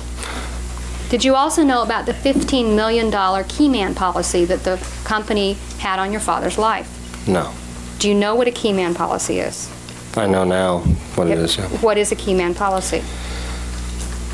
I believe it was a policy that the owners of the company took out because my dad was essentially the guy holding everything up, the man responsible for all the decisions, had all the power, and the stock was where it was because of him.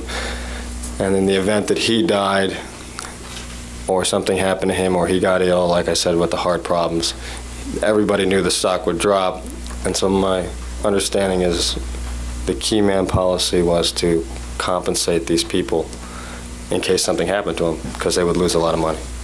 When your parents were talking about the fact that your father hadn't taken the physical for the $5 million policy, did you ever hear any discussion about the fact that he had taken the physical for the keyman or the other insurance policy?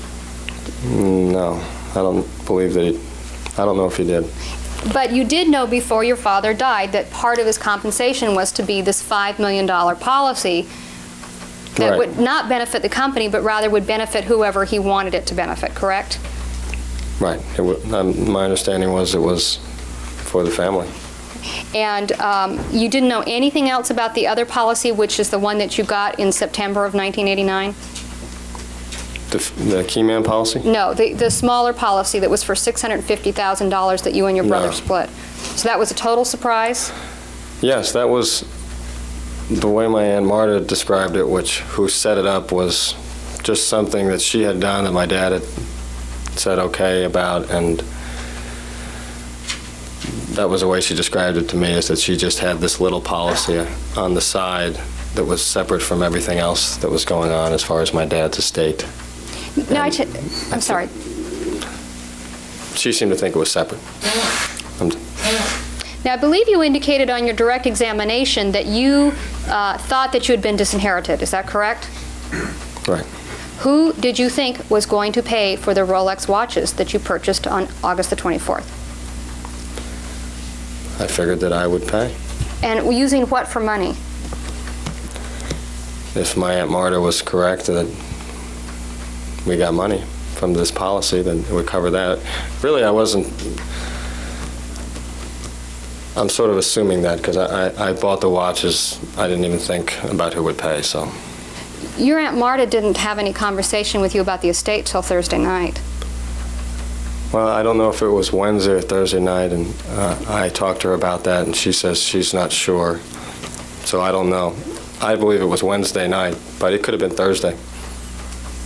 And so if it could have been Thursday, that means that you bought those Rolex watches before you knew anything, you say. Yeah, I could have. Like I said, when I bought them, wasn't thinking anything. I wasn't thinking I might have money so I could pay for them. I wouldn't. I just charged them.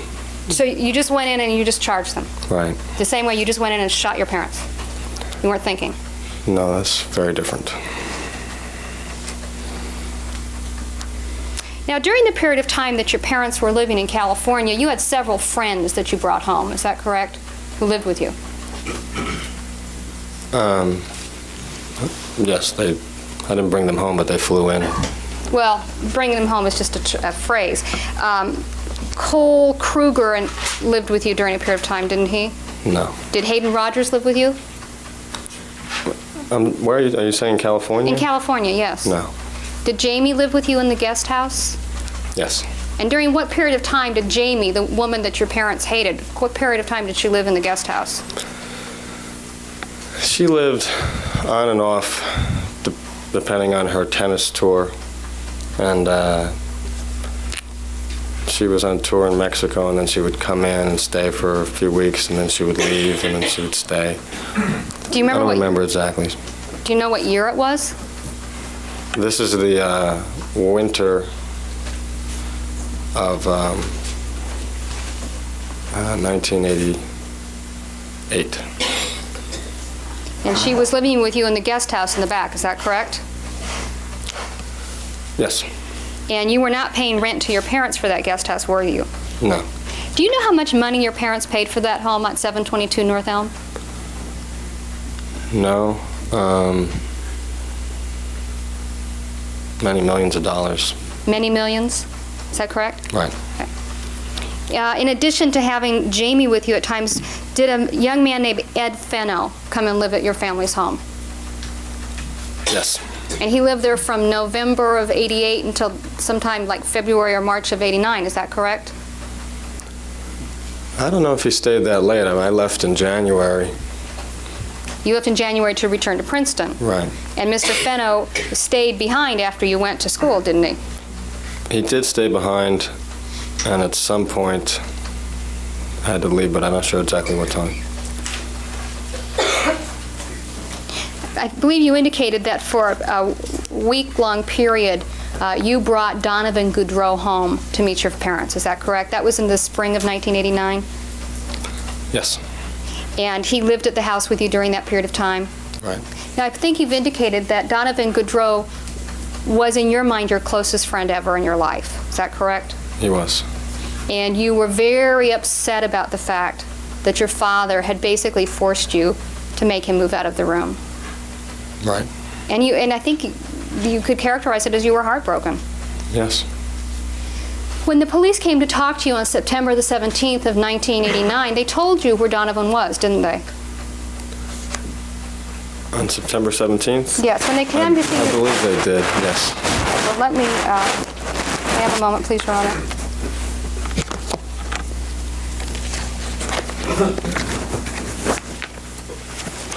I believe at the very beginning of the interview on September the 17th, the police told you that Donovan was working at a restaurant called Boxers. Do you remember that? On 4th Avenue. I believe they told me where he was working, and they said that he had called to see if I was all right, something of that sort, I believe. So you called him, right? No. But he was your dearest friend.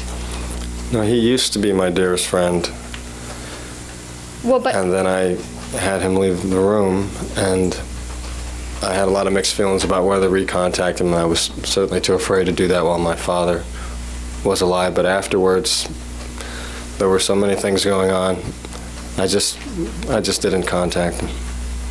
But until a month before he was to testify, and you wrote him a letter, right? Yeah, I felt he would be very conflicted about testifying, and I just wrote him a letter telling him, I still loved him, and he used to be my best friend, and to just say whatever he was going to say and not worry about it, and afterwards I would still feel the same about him. And I that just didn't letter, want him to be concerned about it since he got wrapped up in this somehow.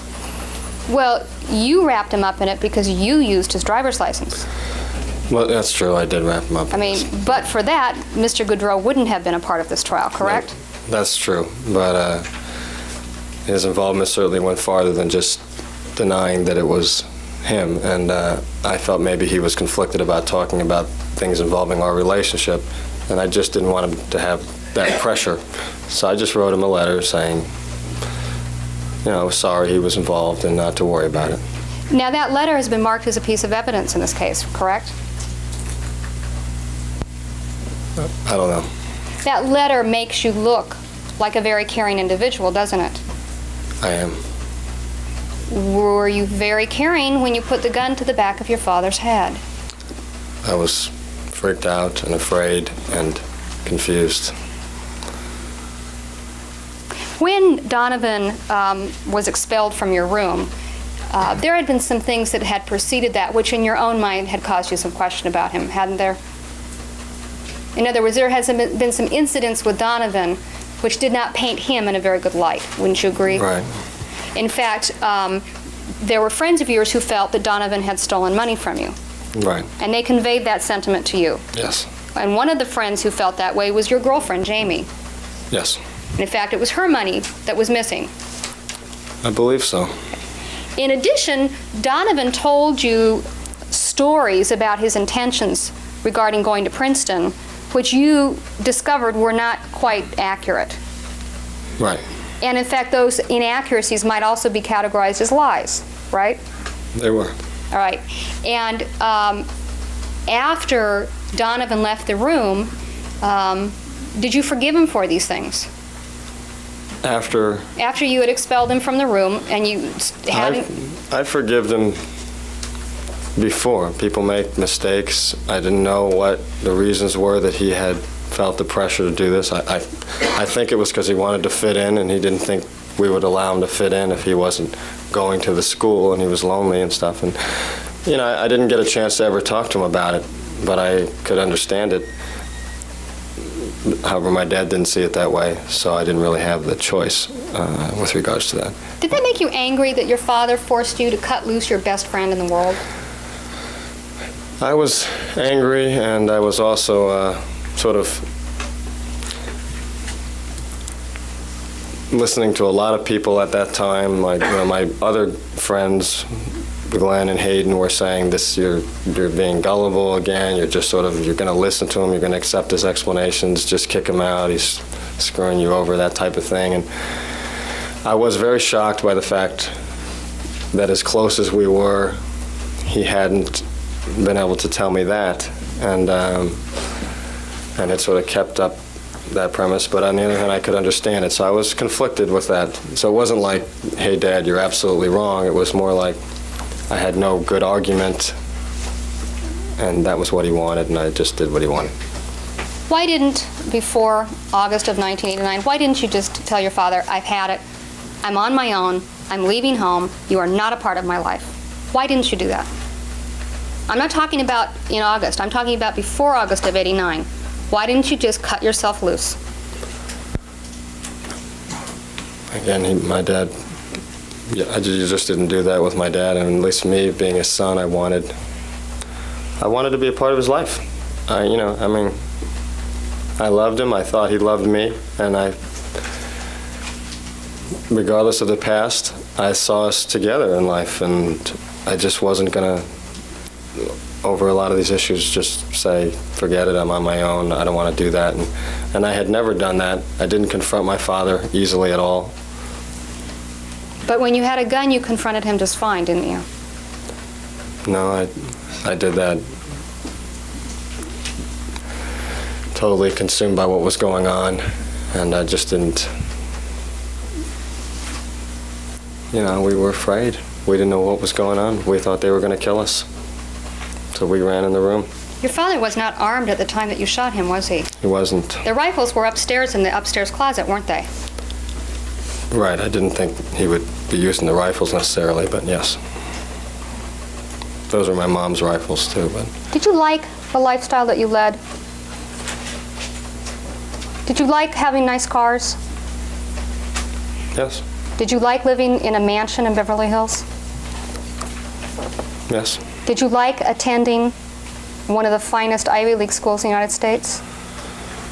I had mixed feelings about that, but I was liking it more and more, and it was fun. Did you like traveling around the country, going to tennis matches? I did, Did you like going to Europe? yes. Did you like having the money that your father gave you? Yes, Did you like the fact that you didn't have to work for a living to pay for these things? I never really thought about it, but I'm sure if I did, I would have preferred to play sports and do what I was doing. You never thought about the fact that you were doing all this and you didn't have to work for it? I mean, I was working. I mean, you say working in terms of the job making money, but I was training hard, and it wasn't just playing tennis and having fun necessarily. I mean, I always felt like in my life I was working But so really hard to please my dad and do everything right, and so I just didn't see it that way. But you liked playing tennis, didn't you? I did. As a matter of fact, after you talked to Sergeant Edmonds, the first thing you did is you went back to your parents' house to get tennis equipment. No. You We went back and asked to go inside to get tennis equipment. No.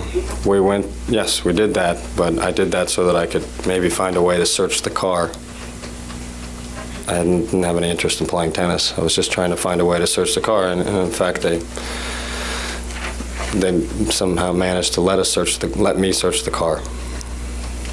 Okay. So it worked. Your Honor, shall we take a lunch break now?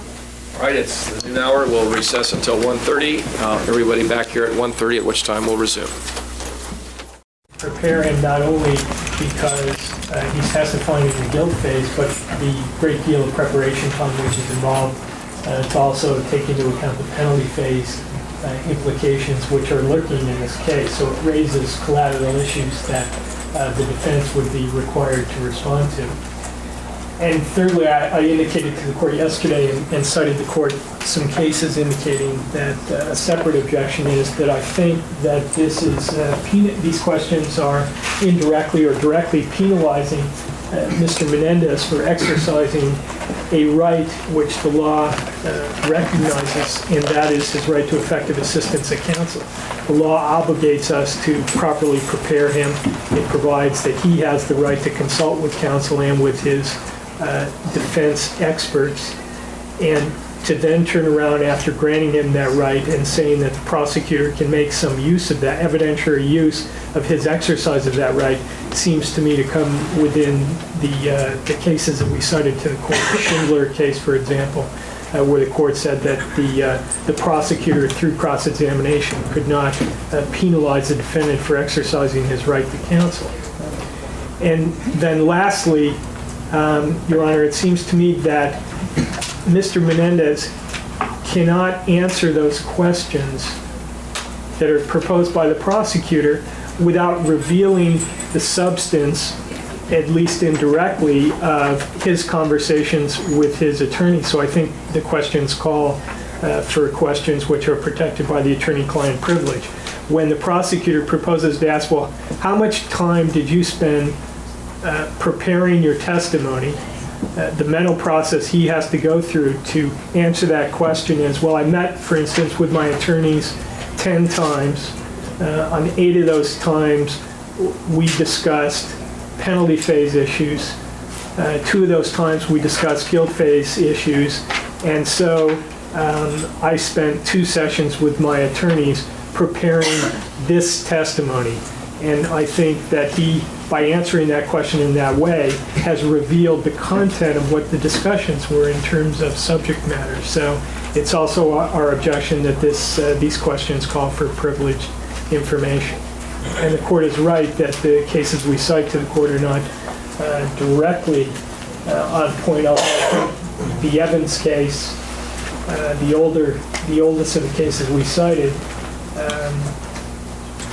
had a question in it very similar to the one that the prosecutor proposes, which was, how many attorneys have represented you since this case began?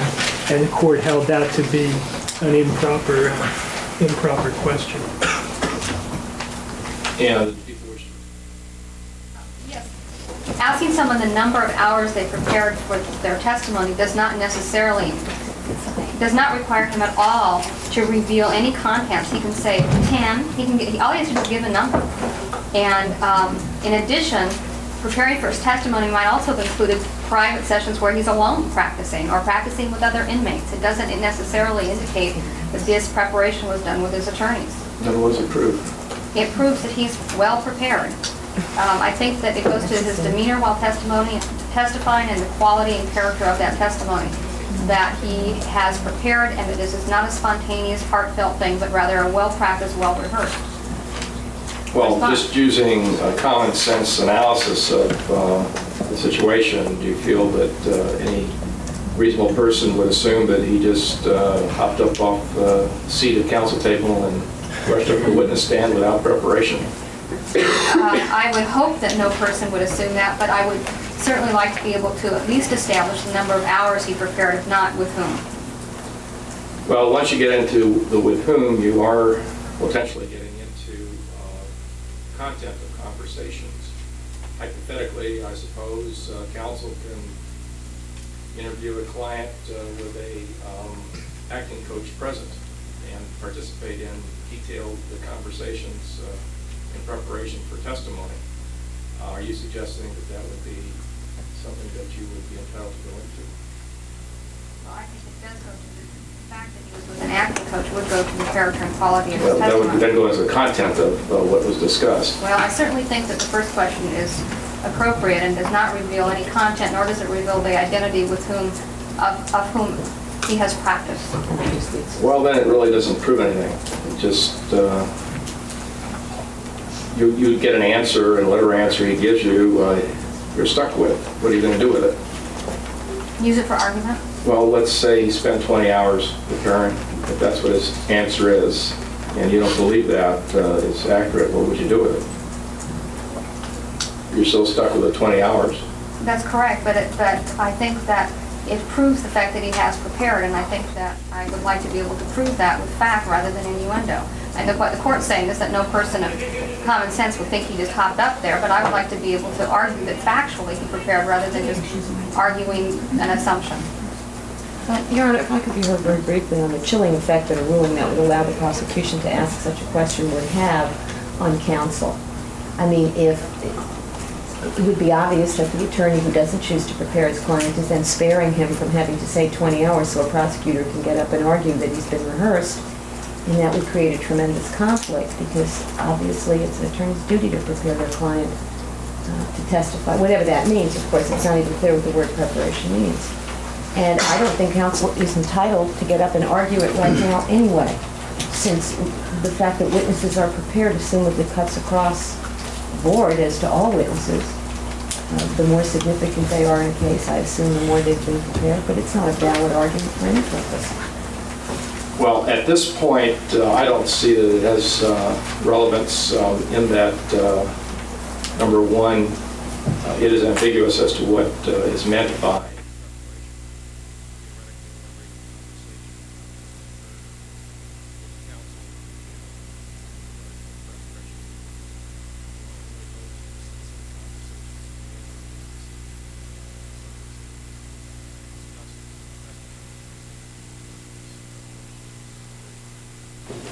Vague as to what would be meant by preparation. And without the content of those discussions, it wouldn't have any relevance. And the content of those discussions would relate to attorney-client communications that are privileged and therefore would not be admissible.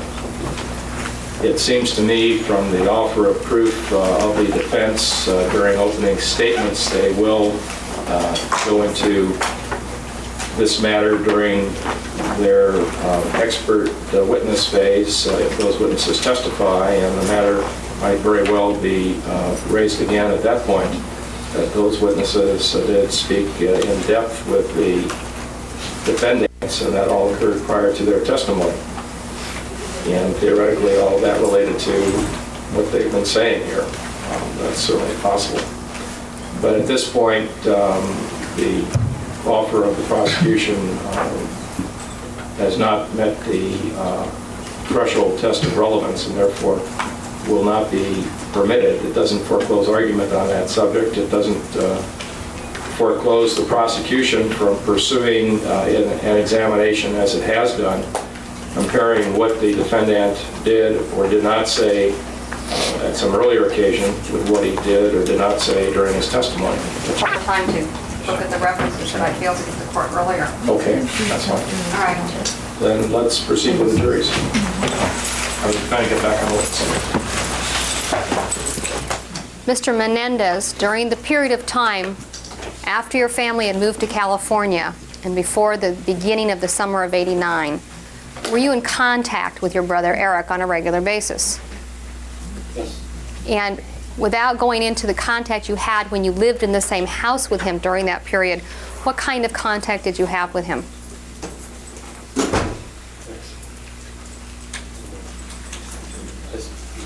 Had lots of phone contact, and he also came to New Jersey to see me a few times.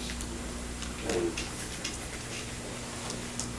I'm really not sure how many times, and I flew to California quite often. When he came to New Jersey to see you, did he ever come alone? I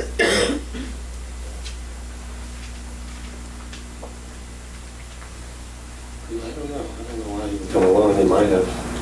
Well, when you graduated, or excuse me, when you ended the spring semester of 1989 at Princeton, he came to visit you then, didn't he?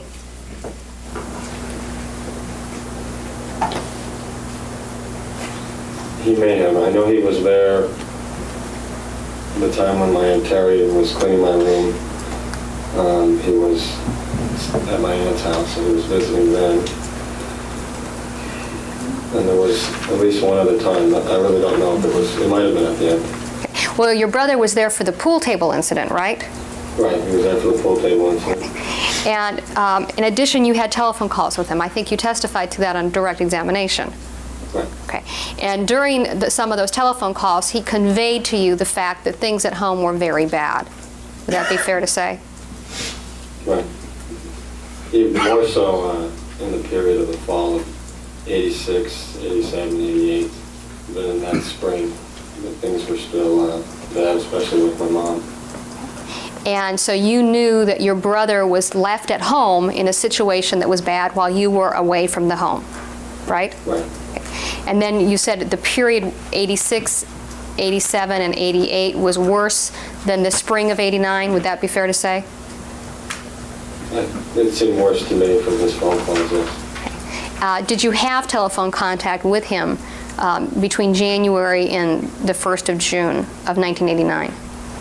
Yes. And did he ever describe to you that things at home were not very good during that period of time? And he wouldn't have, I don't know if he described what was going on. He had a lot of problems with Mom. There was even a whole period of time where my mother just refused to talk to either one of us, but he was the one at home pretty much that period, and so there were problems. When was the period of time that your mother wasn't speaking to you?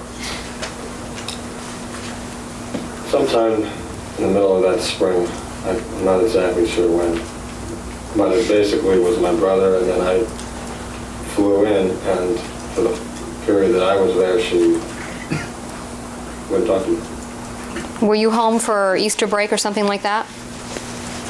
I'm not sure. I was home very often. There was a time that I brought down him, but there were many other times, and then there was that whole period of exam month that I spent in California rather than New Jersey, and my father just flew me back for the exams rather than let me just hang out at the school. So it could have been any one of those times, I'm not really sure. Now, you were flying home during the semester when it was not a scheduled break. Would that be fair to say? Yes. And you were missing classes when you did that? I often was, yeah. Okay. What percentage of your classes did you actually attend during that semester? Half?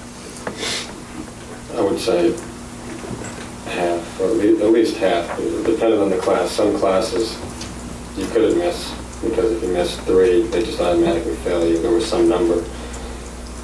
Those classes that were scheduled like in the middle of the week on purpose, so that my dad could take me like a Thursday through Monday. I believe that was the period, Thursday through Monday, so that I could play tournaments and so on and get the most out of the travel time and still make the courses that were really important, which were basically the ones where they would fail me if I didn't show up. I believe you indicated this morning that when you first went to Princeton in the fall of '87, that your state of mind is that your tennis career was dying. With that, I mean, you didn't say those words, but your tennis career was not going well, right? It wasn't that it was not going well, it was that my dad had decided I wasn't going to have one.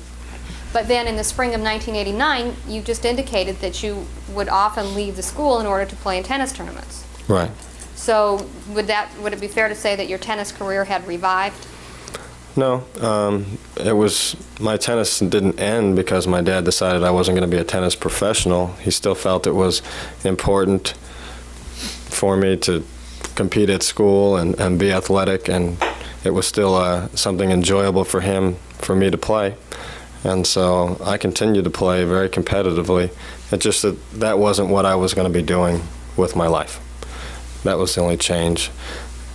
And it was done in a way that was very disheartening to me. So that's why, for that period of time before I went to Princeton, I kind of felt lost and wasn't playing and was down about it. But it wasn't that I just stopped playing. You've indicated then that it was your father was the impetus for the end of your professional tennis hopes. Would that be fair to say? Yes. Okay. Did you think that you had a chance to be a world-class tennis player even after your father thought you couldn't? I thought I had a chance. Okay. Had you won any kind of national ranking at that time? At that time, I think I was past the national rankings, but I was ranked in the men's open, and I was traveling on the professional tour doing reasonably well.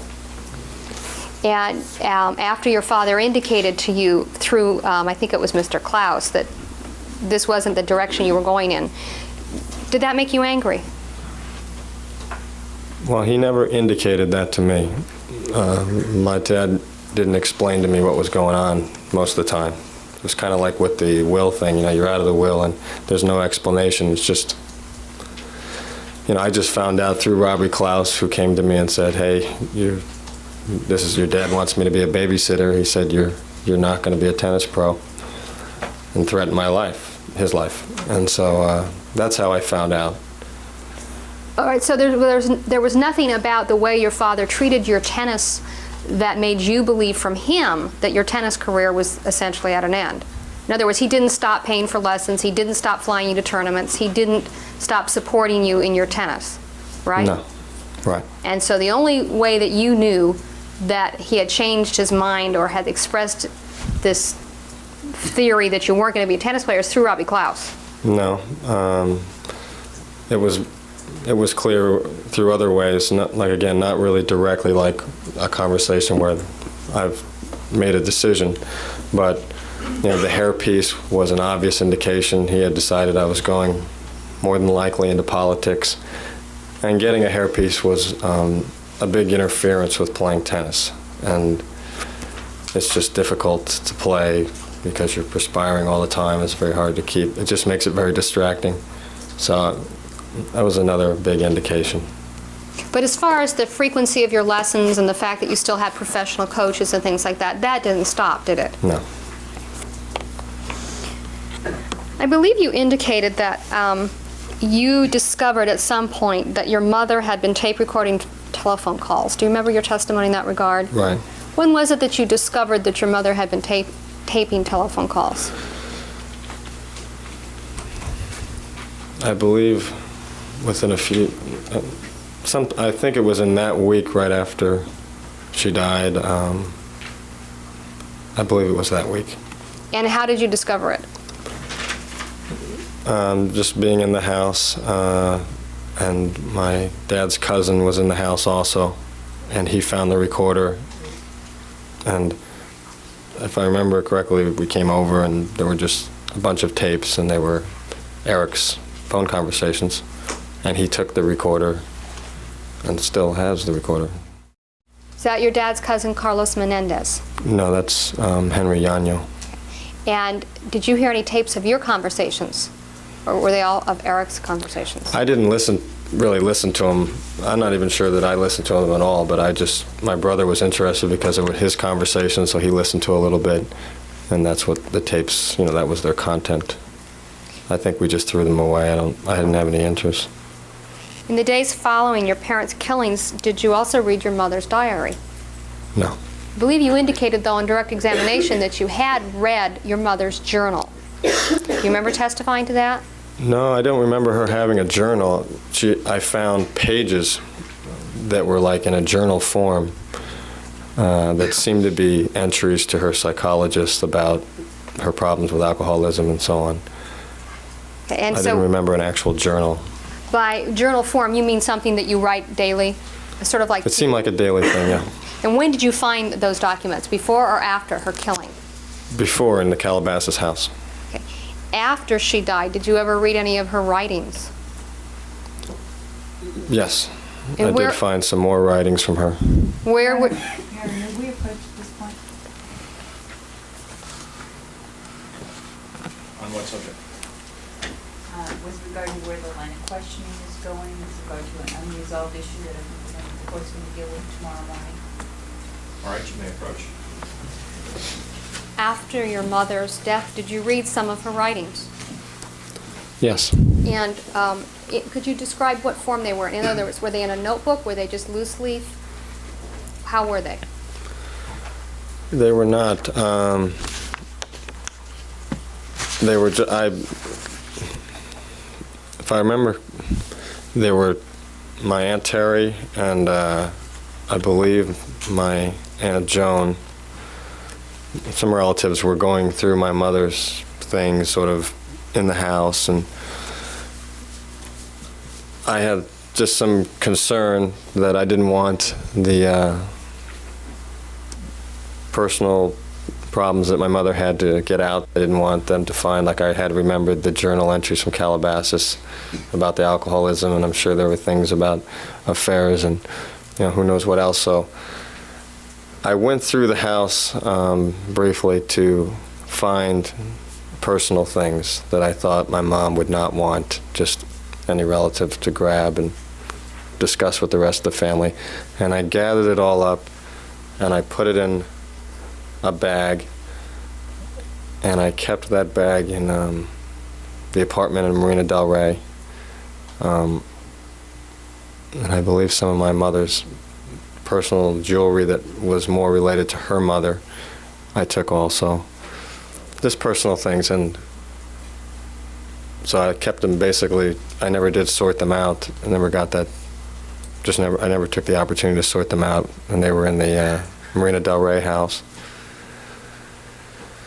And then when I didn't stay there anymore, I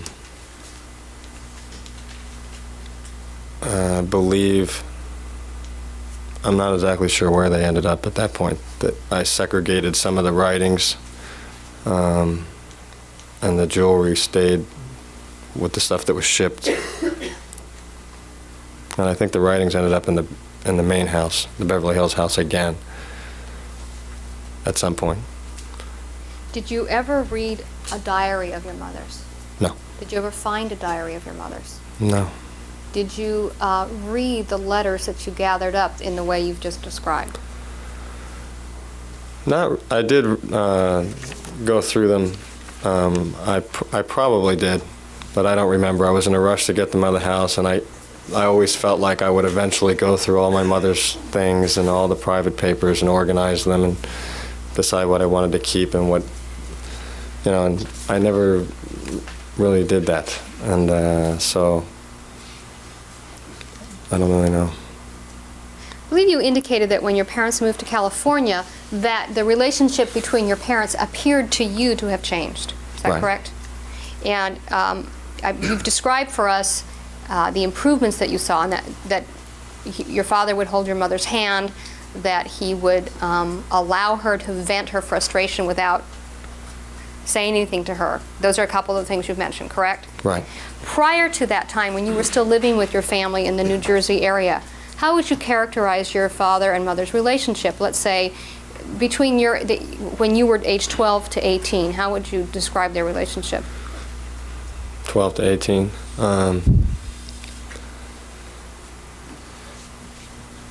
I would describe it as very bad. Basically, my mom having tremendous emotional difficulties related to my dad, seemingly related to me. Just sort of going downhill, and my father not around as much as he was in the Muncie house, taking more business trips away more, and this was during the period where he had the affairs. And basically not really an existent relationship. He was very rude to her, short with her. They were still fighting. They were still physically fighting at times. And she was, I would say, more just in her own world, less of a relationship at all.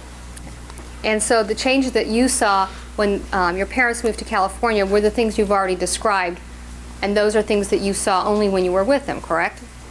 Because you weren't living there. Right, and my brother would talk to me about the very significant change and wondering why that was. I believe you indicated that shortly before your mother's murder that she had wanted to go visit her father, who she believed to be dying. Is that correct? That's right. And I believe you indicated that there had been arrangements made to do that, but because of something else that happened, your father refused to go. Right. And I believe you also indicated that part of the change that you saw between your parents is that your mother had more power with your father than she had when you were all living in the East. Right, no comparison. Because she had more power. Right. But she didn't have enough power to get your father to go see her father when he didn't want to, right? And she didn't tell him really what to do, but her power to me was that I think she was very dangerous to him, and she, like you said, would vent her frustrations openly, which was something, my father's image was incredibly important to him, and, it wasn't, my dad's power didn't diminish, he did what he wanted when he wanted it, but it was clear that he was going to make this marriage work for whatever reasons, and my mom had control with regards to that, and so she could basically act the way she wanted, and he wouldn't really do anything. But as far as if my dad was upset, he was still not going to go if he didn't want to go. I mean, he was not following her around by any means. Did you ever consider the fact that maybe part of the change in your father was that in spite of everything, he loved your mother? No, I You didn't never consider considered that? I don't believe that's the case, no. All right, so you think that the only reason that he stayed and put up with her and dealt with her after they moved to California is because he was concerned about his image? She could ruin him, and I believe that she had threatened to ruin him. She knew the secrets. She could talk about my brother. She could talk about me. She could talk about the affairs. I think once she found out about the affairs, she realized that the marriage was somewhat of a farce, and she made a decision, either suicide or stay in the marriage, and that's when I found the suicide, Eric found the suicide letter. Obviously decided to stay in the marriage, and they basically made a deal, and it was sort of an alliance. Okay, and your father wanted to go into politics, right? Right. And you think that was part of the impetus for him wanting to keep in the marriage? Definitely, I think that was I'm not sure what the word impetus means exactly, but think that was the reason. The motivation. Okay, yeah. And would you say that your father wanting to go into politics was something that he really wanted to do, or was it something he was just toying with as an alternative career? Or was it a goal of his, a set goal? No, that was a goal. All right. And so you think that your mother had blackmail on your father. Is that what you're saying? Yes. Did you ever consider that your mother loved your father? Oh, I think that she loved him. Do you think she was disappointed when she found out that he had cheated on her all those years? I'm sure she was more than disappointed. I'm sure she was destroyed. Right. And during the years that your mother was raising you, she did what your father told her to do in regards to raising you, didn't she? Yes, she followed his instructions to the word. And if she failed in those instructions, or if you failed, she paid the price, didn't she? She often paid the price for a lot of things, and so I think that's why we had that problem where she would, one of the reasons she would just lie if there was something that went on that was really something that she had done, it would just be me. And part of that was so she wouldn't suffer herself. Part of that was her feelings about me. Now, in the household pecking order, your father ran things, right? In the house that my father ran things? Again, I think it changed. Yeah, he basically ran things, yes. I mean, it changed toward the end. But I mean, before you grew up and you were 18 years old and you were basically out of the house, your father ran the house, right? When he was there, he ran the house. When he was not there, you just lived in fear of my mother, basically. And she lived in fear of your father. Not really. I mean, she suffered at his hands, but it was a volatile relationship, and you know, I could see even in Pennington when she didn't have the power she had later, he would stay away from her as much as possible because my mother had this kind of like just surrounded by her own, the fact that she could explode, that she could do anything. She was very unpredictable, and so just for his own peace of mind, I think he stayed away from her. She would make some strange comment, and he would just say, "Yes, Kitty," even in Pennington. But it was still very different than later. I believe you indicated that you were the most important thing in your father's life. Is that correct? I thought so. And did you feel that way up until the time that you killed him? Well, I clearly wasn't. I clearly didn't feel that way. He was willing to kill me to preserve what he had built for himself. I believe you've indicated that when your parents moved to California, your parents' relationship changed, and your mother had more power. Is that correct? Right. And had she, in your mind, replaced you as being more important in your father's life? No, she hadn't replaced me being more important at all, but she was a threat to him, and she was something that sort of, you couldn't beat her because she had this information, so join her.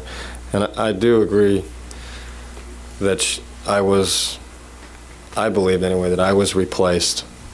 When it came down to it, whatever he felt for me was not enough to allow what he had built his whole life from nothing to be ruined possibly. He couldn't make that choice. And you know, I struggled all through the weekend as to whether I really believed that he could make that choice, and it just seemed more and more apparent that it was true. And part of the choice was to side with your mother. In other words, to coalesce with your mother to your exclusion, right? Do you understand what I'm saying? Well, it wasn't, at that point, you mean once the issue was at hand and the decision had to be made, he would side with my mother and go on with his life, yes. Before that, I was still, I think, one of the greatest things in his life. I mean, he clearly spent a tremendous amount of time. Like you said, he still paid for all the tennis, and he flew out to take care of the Princeton thing if he could. I mean, he was involved. I was not the son, you know, who cares what he's doing. He was intensely involved and would have continued, and we had dreams together and goals that, you know, like I said, he was going to pick who I married. We had made this deal only 6 months before, so he had things mapped out. So, I mean, I was a big part of his life. I just feel that a situation arose where he had to make a quick choice, and I feel the choice he made was to not ruin himself. Now, you said you had a deal worked out with him 6 months before. That was the deal regarding your future and your grades at Princeton, right? And Right. he decided you didn't have to go to graduate school. Right. You just had to get through and graduate, Right. okay? And as far as that semester went, you didn't fulfill your part of the bargain, right? I did. Okay. So you had disappointed him, I would assume. Yes. Okay. And you knew you had disappointed him. Yes. And what did you think your prospects were for the fall of '89 at success at Princeton? In other words, did you think you could get it done that fall? Yes, my grades the semester before were fine, and I knew I could pull my grades up if I just worked harder. And the professors at Princeton were very demanding. It's a very competitive school, and I basically badly misjudged what they expected from me, and so that's why I failed the course. And like I said, this wasn't a jock school. I mean, normally a jock would say, hey, I got practice, I can't make it. This wasn't the school you said that, and if you did, they just failed you. And close to what happened, I was constantly going back to California, I was missing things, and they didn't tolerate it. So that was going to have to be toned down, and Dad knew that. Did you feel that you didn't have the intellectual ability to go to Princeton? Basically. Did you think you weren't smart enough? I thought that was part of the problem. I thought I was smart enough to make it through the school. I could do that. But I was not on the level of most of these kids. I mean, this was definitely an incredible group of kids and hardworking, much more studious than I was. And, my mom had done. I kind of got there because Mom had been helping with homework. My dad wrote papers. Tennis was one of the reasons I got in. My dad forcefully negotiated me to get in. So, I mean, I was just barely there. You must have felt uncomfortable. It did. Did it make you mad? Mad? At your father for forcing you to go to a place where you didn't feel you fit in? No, I didn't feel he was forcing me. We made this arrangement. Originally, like I said, I wanted to go to University of Pennsylvania, but Princeton was kind of, if that's where he told me to go, that was fine. I liked the fact that it was right near my Aunt Terry. It was in my hometown. That was comforting. But I had not expected the family to leave the state all the way across the country, so that was sort of disconcerting. And it took me a while to get a bearing and then, find people there and the tennis team, and this arrangement with Dad was a big part of me feeling more comfortable in the condo that he got me in. So it was coming together much better. Mr. Menendez, where were you in August of 1989 prior to the 20th? Were you at home that entire month of August? I believe so. Did you travel at all this summer? That summer, did you go anywhere? Yes. I was in New Jersey for a long period of time. Do you remember what month you were in New Jersey that summer? I believe like the end of July or something like that, I believe. And were you playing tennis during that time, or were you there for another reason? No, I was playing tennis, certainly, and my family was there, my Aunt Terry, but also there to settle the issue with the condominiums and, pick it out and eventually check into furniture things and other arrangements. Was your father traveling that summer without the family on business? Yes. As a matter of fact, the week of August the 13th, your father was on a business trip. Is that correct? Right. And the week before that, your father, brother, and mother were out of town on a tennis trip. Is that correct? Yes. And that was in Kalamazoo? Right. And it was during that trip that your mother and father were supposed to go visit your mother's dying father, correct? Right. Okay. And during that period of time, when they were in Kalamazoo, you were at home, is that correct? For part of Yes. that time? No, I believe I was at home, yeah. And there were people house sitting at the house named the DeVitos, is that correct? I don't know the name. I think there were people house sitting. Do you have a specific memory that there were people house sitting while your family was in Kalamazoo?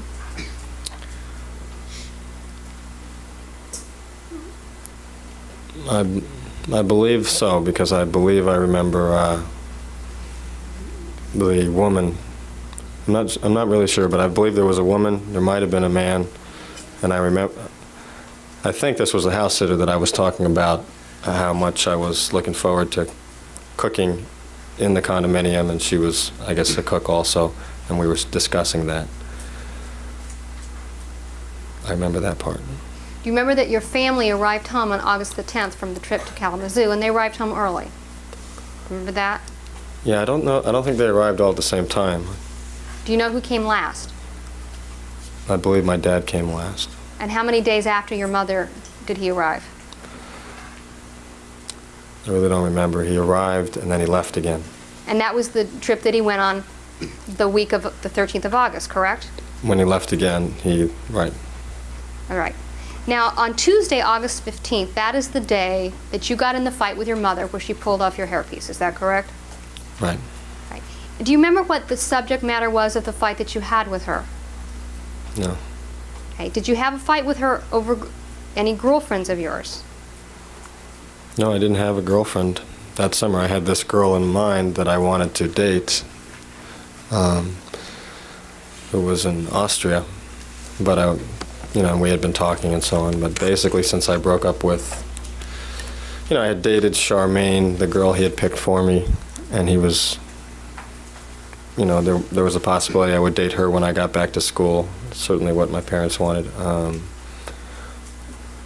And before Charmaine, I had broken up with Christy because of the issue with the abortion thing and all that, so I really hadn't had a girlfriend for a while. When was it that you broke up with Christy? What month and what year? April, I believe, of '89.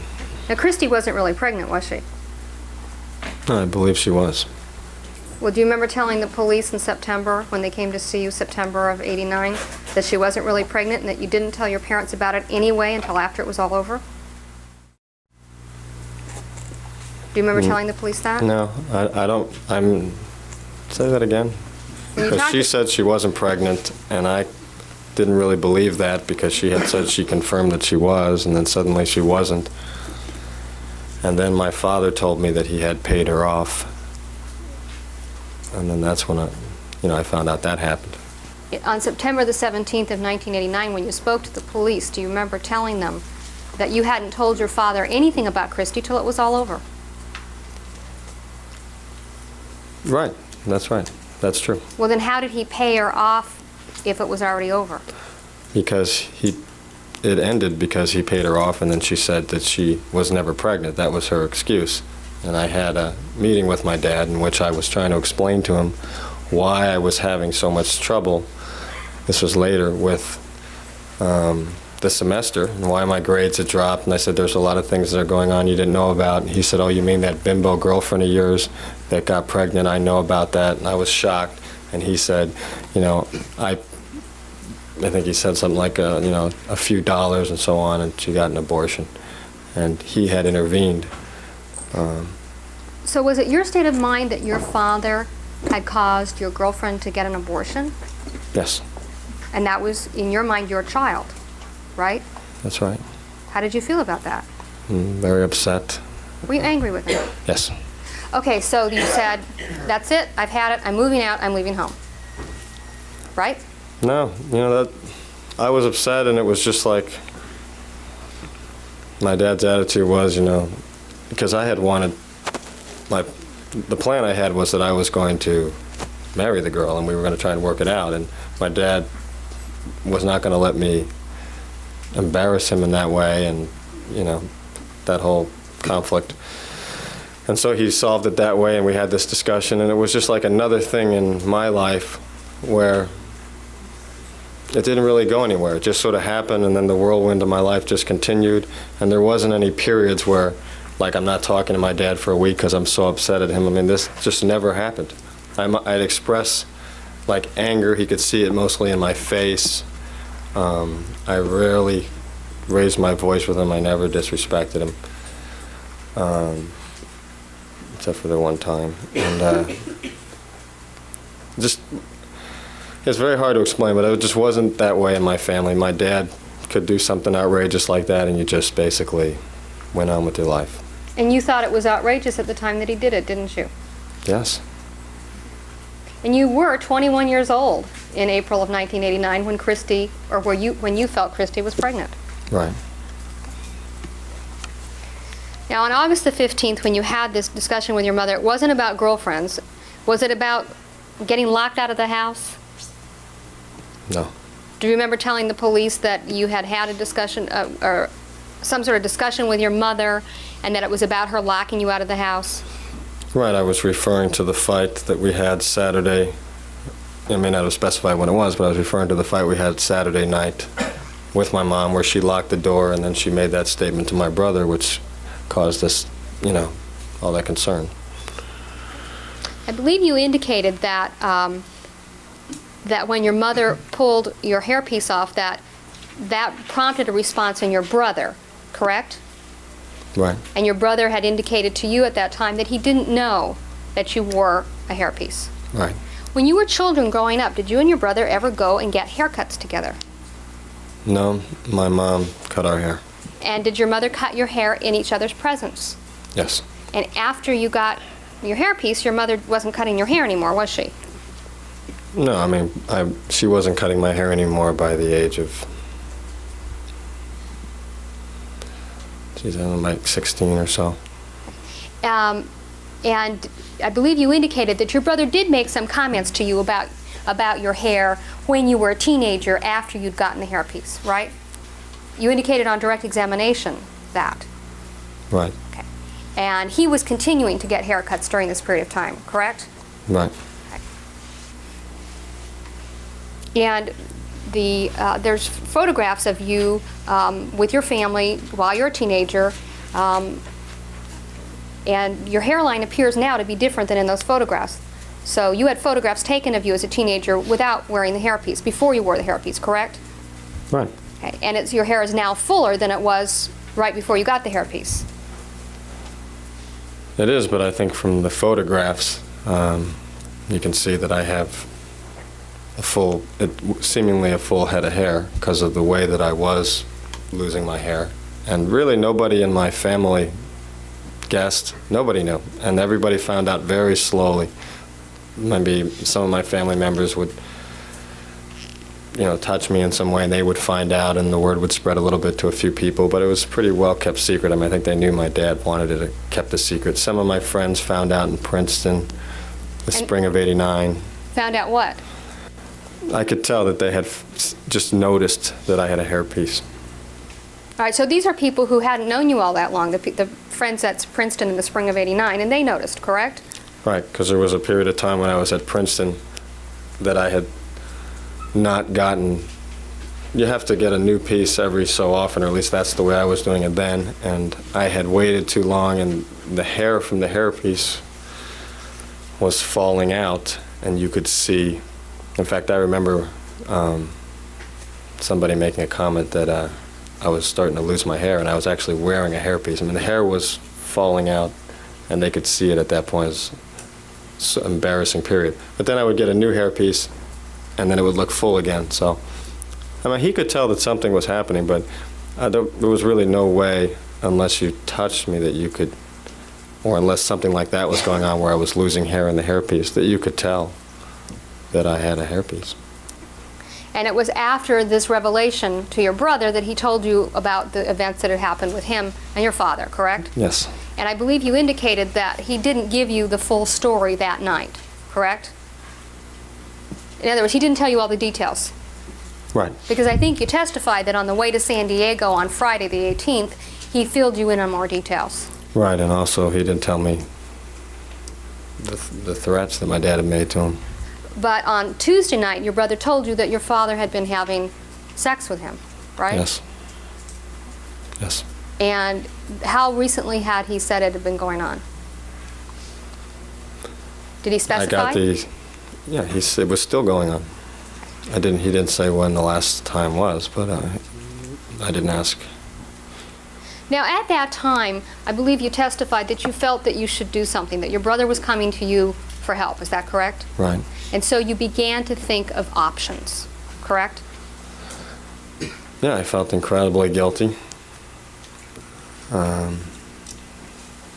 Partly for the reason you said earlier, that I felt like I should have checked, I should have been more aware after our conversation with Dad way back, that I maybe just wanted to ignore it. I wasn't sure all these things were going through my mind. And I felt very like I kind of almost wanted to do something to make up for not having been able to help him. And so I was going to stand up to my dad. And like I've been trying to explain, that is a big thing in my family. You just don't, especially on this issue, it's like an enormous issue, but you just didn't stand up to my dad and confront him. So just to volunteer to do that was a big deal, and I was going to do that. Now, you considered options other than speaking to your father. Isn't that correct? You considered going to the police. No, we didn't consider any of those options at that time. Basically, just wanted to talk to my dad and felt he was going to give in. But Mr. Menendez, 8 years before you'd spoken to your father about what you suspected he was doing with your brother. Right. And on Tuesday, August the 15th, you found out that that talk didn't work. Right. Okay. So you then decided that you'd have another talk, even though it hadn't worked 8 years before. Right. But now I was older, and I felt like he would listen to me more, and if need be, he would, I could threaten to tell people, and he would just back down, and I was very naive about it. I believe you indicated that there was an incident when you were 17 years old where you stood up to your father in front of a tennis instructor, and he took you to the car and he punched you in the mouth, causing a scar which you still bear today. Is that correct? Right. Wasn't, I guess you could say I stood up to him, but that's really different because that was just sort of, I just couldn't take the ridiculing anymore for that moment, and I just sort of, really the only time I can remember, but I exploded and I said that to him. And the response was that he punched you, correct? Yes. Leaving a scar. Right. Okay. Now, when you were preparing to speak to him the week of August the 13th, did you remember what had happened to you when you were 17 and he punched you in the mouth? I mean, I'm sure I could have remembered it if I was thinking about it. I'm not sure what you're asking. It didn't come into my mind. Now, I believe you've indicated that on other occasions in your life your father has made threats to kill you. Is that correct?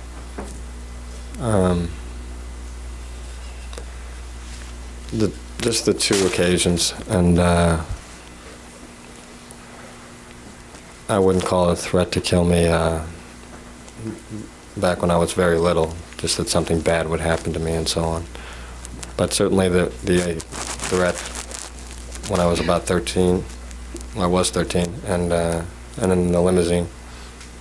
I believe you've also testified that Robbie Klaus, your tennis coach, told you that your father had threatened him with death. Is that correct? Yes, yeah. And in addition, your father had oftentimes threatened to disinherit you. Is that correct? No, he told me I was out of the will, and well, that was it. Isn't that a disinheritance? Yeah, he didn't threaten to disinherit me. He said he did. I see. Now, to your knowledge, your father did not disinherit you, did he? No, it doesn't seem like he did, no. And I found out why. And on the other occasions when he had threatened to kill you, he did not follow through on those threats, correct? I mean, no, because you're still alive. I stayed within the, right. I stayed within the lines. And he did follow through, essentially, is what I felt, because he told me when I was 13 that if I told anybody he'd kill me, that I had to keep it between us. And I was scared, but I never had any conceivable intention of telling anybody at that point. And then now, when I confronted him this time, I was just sort of naive. I wasn't thinking. I was just thinking it was going to work out. And then I realized this is an issue that he would kill over, and that I should have been aware of that. What about your father's behavior while you were growing up led you to believe that you could go in there and threaten to expose him with this information, and that he wasn't going to react in a certain way, react violently? What made you think that? I agree. It was naive. I just had pumped myself up with my brother that we could have this conversation and it would work out. And just the feeling that my brother was already 18, that my dad might not care, and that I was making a great deal with him. I wasn't going to try to, expose him in any way for any particular reason. It was just wanting it to stop and go on with my life, and Eric go on with his life, probably with me more. And I just felt like with my dad's new political concerns and the whole thing with the image in the family, it was very different from when I was 13. Remember, back then his attitude was, my wife wants me to go to a block party, I'll get a divorce, get a new family. It's quite different. Now it was, he seemed to be sort of on eggshells with his image. And I felt like he would never risk the exposure, and he would just give in. Why didn't you just leave the house that night with your brother? Your brother graduated from high school. He was 18 years old. You were 21. Leave the house that night, and when your father found you, you could have at that time told him why. Why didn't you do that? I mean, before I talked to him? Just leave the house? Yeah, just leave the house. Get out of town. Yeah, that's what I should have done. That's what I said. That's what I told my brother on Friday when he started explaining to me the threats and this was all coming back, that, that's what we should have done. We could have done other things like that. It just didn't occur to me to just leave. And, my life was going well, and it wasn't, you've suggested many times that I could just tell my dad to sort of screw off. I had my own life, but that really wasn't what I wanted. I wanted to be part of my dad's future and life. I felt that I needed him to keep me going, whether it be business or politics or whatever he wanted for me. He was providing for me. There was a strong connection there, more than just material things also. And to that degree, we were a family, and that was brought up that way, and I wasn't just going to leave. I mean, it's not just easy, and it's not something that I wanted. So you liked your life? At that time, I felt it was going better than it had in all the previous years. And you liked the way you were living too, didn't you? Yes. So from Tuesday, August the 15th until Sunday, the 20th, you couldn't think of any other way out of this than to arm yourself. Is that correct? You mean from Thursday? No, from Tuesday, the 15th, when your brother gave you the information, which you say he gave you, until Sunday night, you couldn't think of any other way to deal with this problem except to have a talk with your father and arm yourself. Is that correct? Yeah, they're really two separate issues, though, because I did not expect at all his reaction, and I was, like I said, sort of in a dream world going in there thinking this was going to work out, worrying about how I was going to word the conversation and not realizing that my dad would get rid of us over this issue, wasn't going to let his life be ruined. When, Mr. Menendez, when you were... there was no question pending. All right, had you finished your answer? No. And I did go in sort of that dream state, and circumstances changed completely, and that's when we decided we weren't going to run away, that we should arm ourselves in the house for protectional purposes and so on, just security. And so it's not like these are our options and I'm going to try this, and if this doesn't work out, I'm going to arm myself. Didn't follow that way. So would it be fair to say then between Tuesday and Thursday, before you had your talk with your father, you did not consider leaving? Is that correct? No. And you didn't consider going to the police? No, never. That I knew would... And you didn't consider going to get help from your relatives? Correct? Definitely not. And the relatives who've all come in here and testified on your behalf, you didn't think of going to any of them? Right, like you said, everything I knew about my father, you didn't just go to some relative and say, he's doing this with my brother, help me out. Nobody in my family would stand up to my father, and I would not have gone to the police, and I didn't want to run away. But you didn't have to tell your relatives that your father was sexually abusing your brother. You could have told them something else. You could have told them a lie, right? Like you could have what? told them your father has been hard on you All your relatives testified that he's been hard on you. They would have understood. You could have just said, my father's hard on me, he's controlling my life, we can't stand it anymore, we want out. If that's what I had wanted, I could have done that. And like I said to my brother Friday, I wish we would have done that for sure. And I sure wish I would have done that now. But at that time, my life was much, much better than my brother's. And it wasn't that I was like, you know, I'm not saying that in a bad way, but I just feel like my life was going very well. And for the first time, my dad and I were having understandings, and I was looking forward to school, and it was just very different. And I didn't want to, and it didn't even occur to me to destroy all that and run away when I felt that I had this option that would work out, which is to talk to my dad and end it. And I also don't agree with you that it would be realistic to just take my brother away and my dad wouldn't go get him. He might have been 18, but in this family, he was the boss, and I don't think my brother could have handled that emotionally. Are you trying to tell me that the only way to get your father off your back after all these years was to kill him? No, is that's not what I'm saying at all. I Well- didn't feel that my dad was on my back to that degree. I was saying things are going well. I just think that he's a dangerous person. I knew what he was capable of, and I wasn't going to cross him in any way, or my mother. Were you going to spend the rest of your life until the day your parents died doing what they wanted? Was that your plan? Well, it's not so much doing what they wanted, it's just I looked up to my dad. I thought he was brilliant and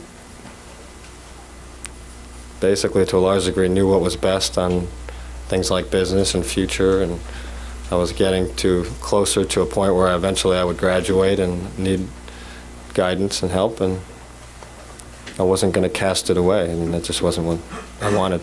You said your life was a lot better than your brother's, correct? You just said that. Yes, definitely. So you didn't want to sacrifice your life to help your brother, did you?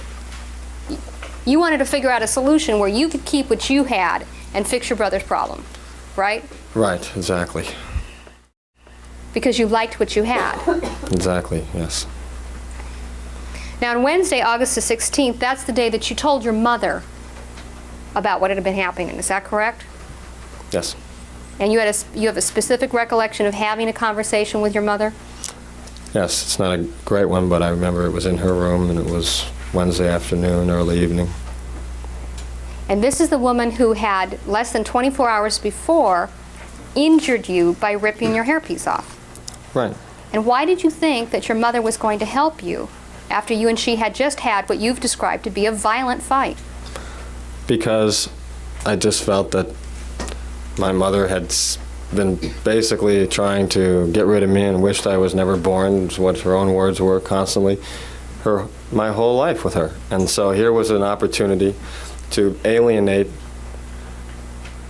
my brother and I by simply just telling my dad, yeah, like, and I don't know what her words would be, but let that idiot kid go and forget about him, it's not worth it, and see a chance to cause a rift, which would basically serve my purpose, which was to try and get my dad to say, okay, it's okay for Eric to leave and this will end.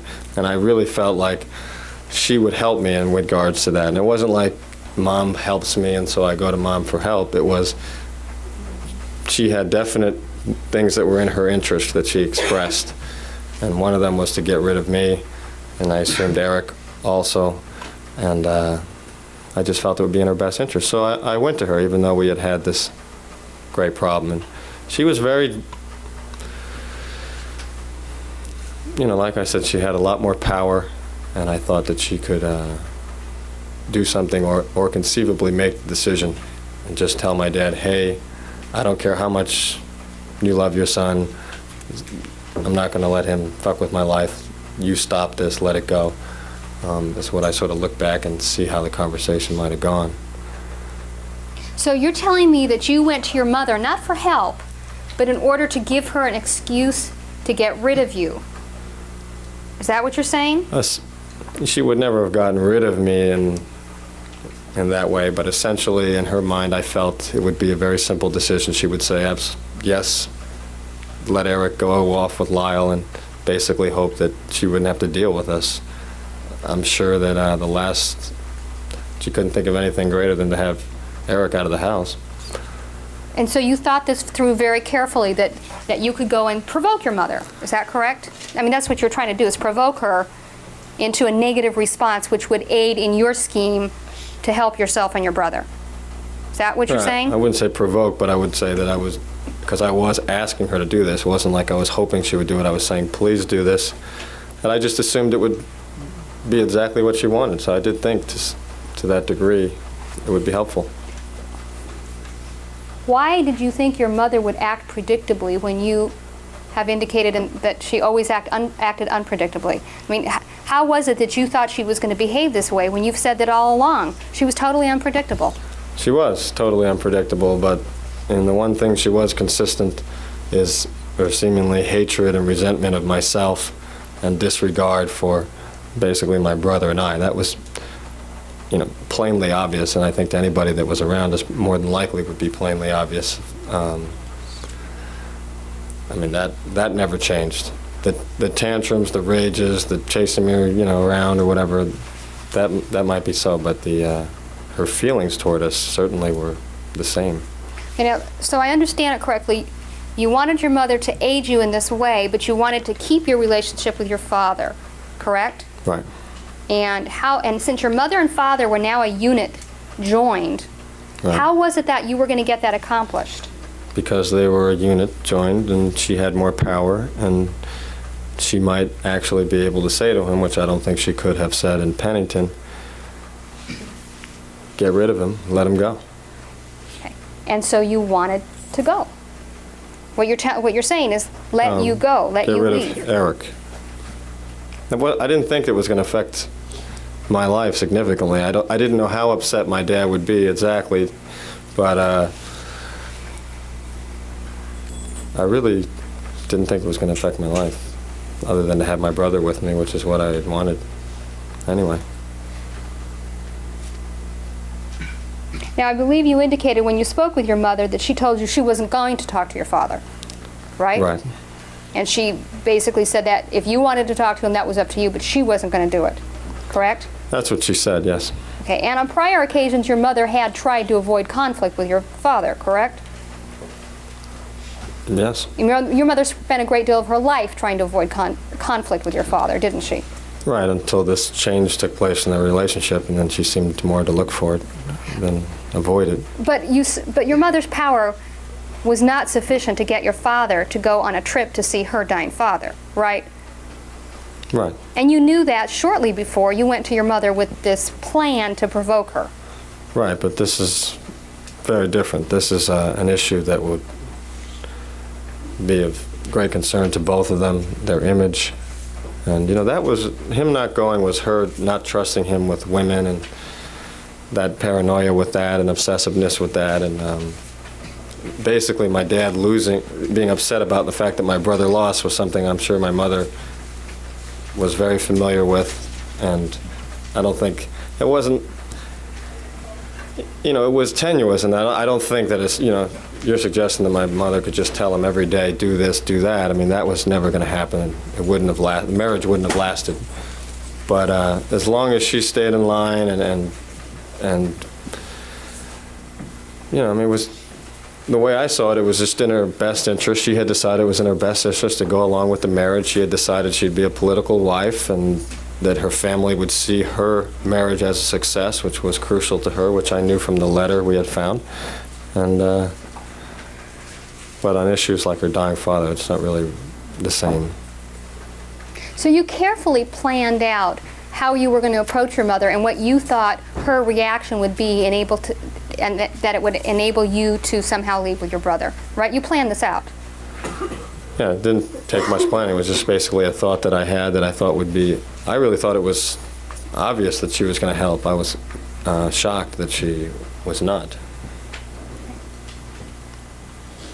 Then on Thursday, August the 17th, you had your conversation with your father, correct? Right. I believe you indicated that he was out of town until that night and he got home late. Is that correct? Right. And What time did he get home? He eventually got home sometime after 11. Okay, so at that point, did you think it might be prudent to wait till the following day to speak to your father? No, I had waited all day, and I wanted to talk to him when he got home, and I was tense and stressed from waiting, and my brother had expected that I was going to talk to him and was counting on me to do that, and was actually out of the house calling in to see if I had done it, so I wasn't going to just postpone it. And you also know that we have the gun shop purchase records from Friday, August the 18th, correct? Right. And we can prove that you and your brother purchased the shotguns that day, correct? Right. Okay. Now, why is it on Tuesday, August the 15th, when your brother first told you this, you didn't just call your father up wherever he was and talk to him? Why didn't you just call him up? Because I thought that I was going to have one chance at speaking with my dad on this issue. I wanted to do it right, get in what I wanted to say, do it face to face, and my dad was traveling around, and I just thought I should wait till he got home, and that's just what I chose to do. At the time that your father got home that night, did you know he had a business trip planned for the following Monday, August the 21st? No. But your father was frequently out of town during the week, is that correct, on business? Right. Now, I believe you indicated on your direct testimony that when you went into this talk with your father at 11 o'clock that night or thereabouts, that you felt that you held all the cards. Is that correct? Right. Okay. Would you say that was the first time in your life that you felt that you held all the cards with your father?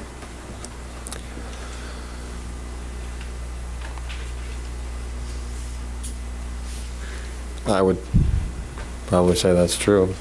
But I believe you indicated that it was not your plan to threaten your father. Is that correct? Definitely not my plan, although I knew I had that option.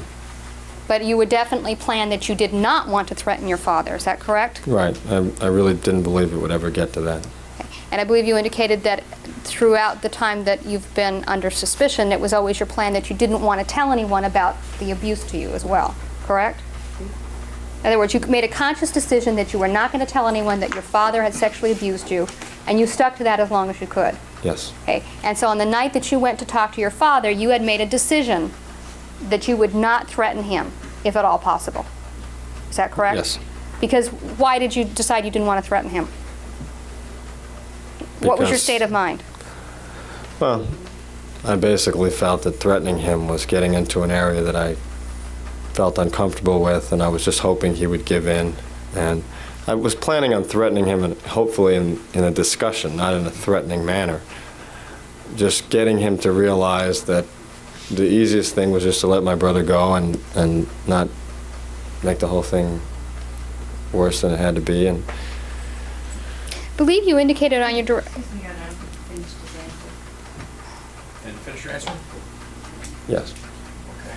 And let's take a recess, and we'll resume at 3:30. Don't discuss the matter with anyone or form any opinions about it, and we'll resume at 3:30. We'll resume with the cross-examination. Mr. Menendez, referring now to the conversation you had with your father on August the 17th at approximately, I think you said 11 p.m., correct? Right. Right before that conversation, I think you indicated that your father went upstairs to get changed and your mother accompanied him. Is that correct? Right. And he was up with her for, you said, 30 to 45 minutes. Is that correct? It seemed like that, yeah.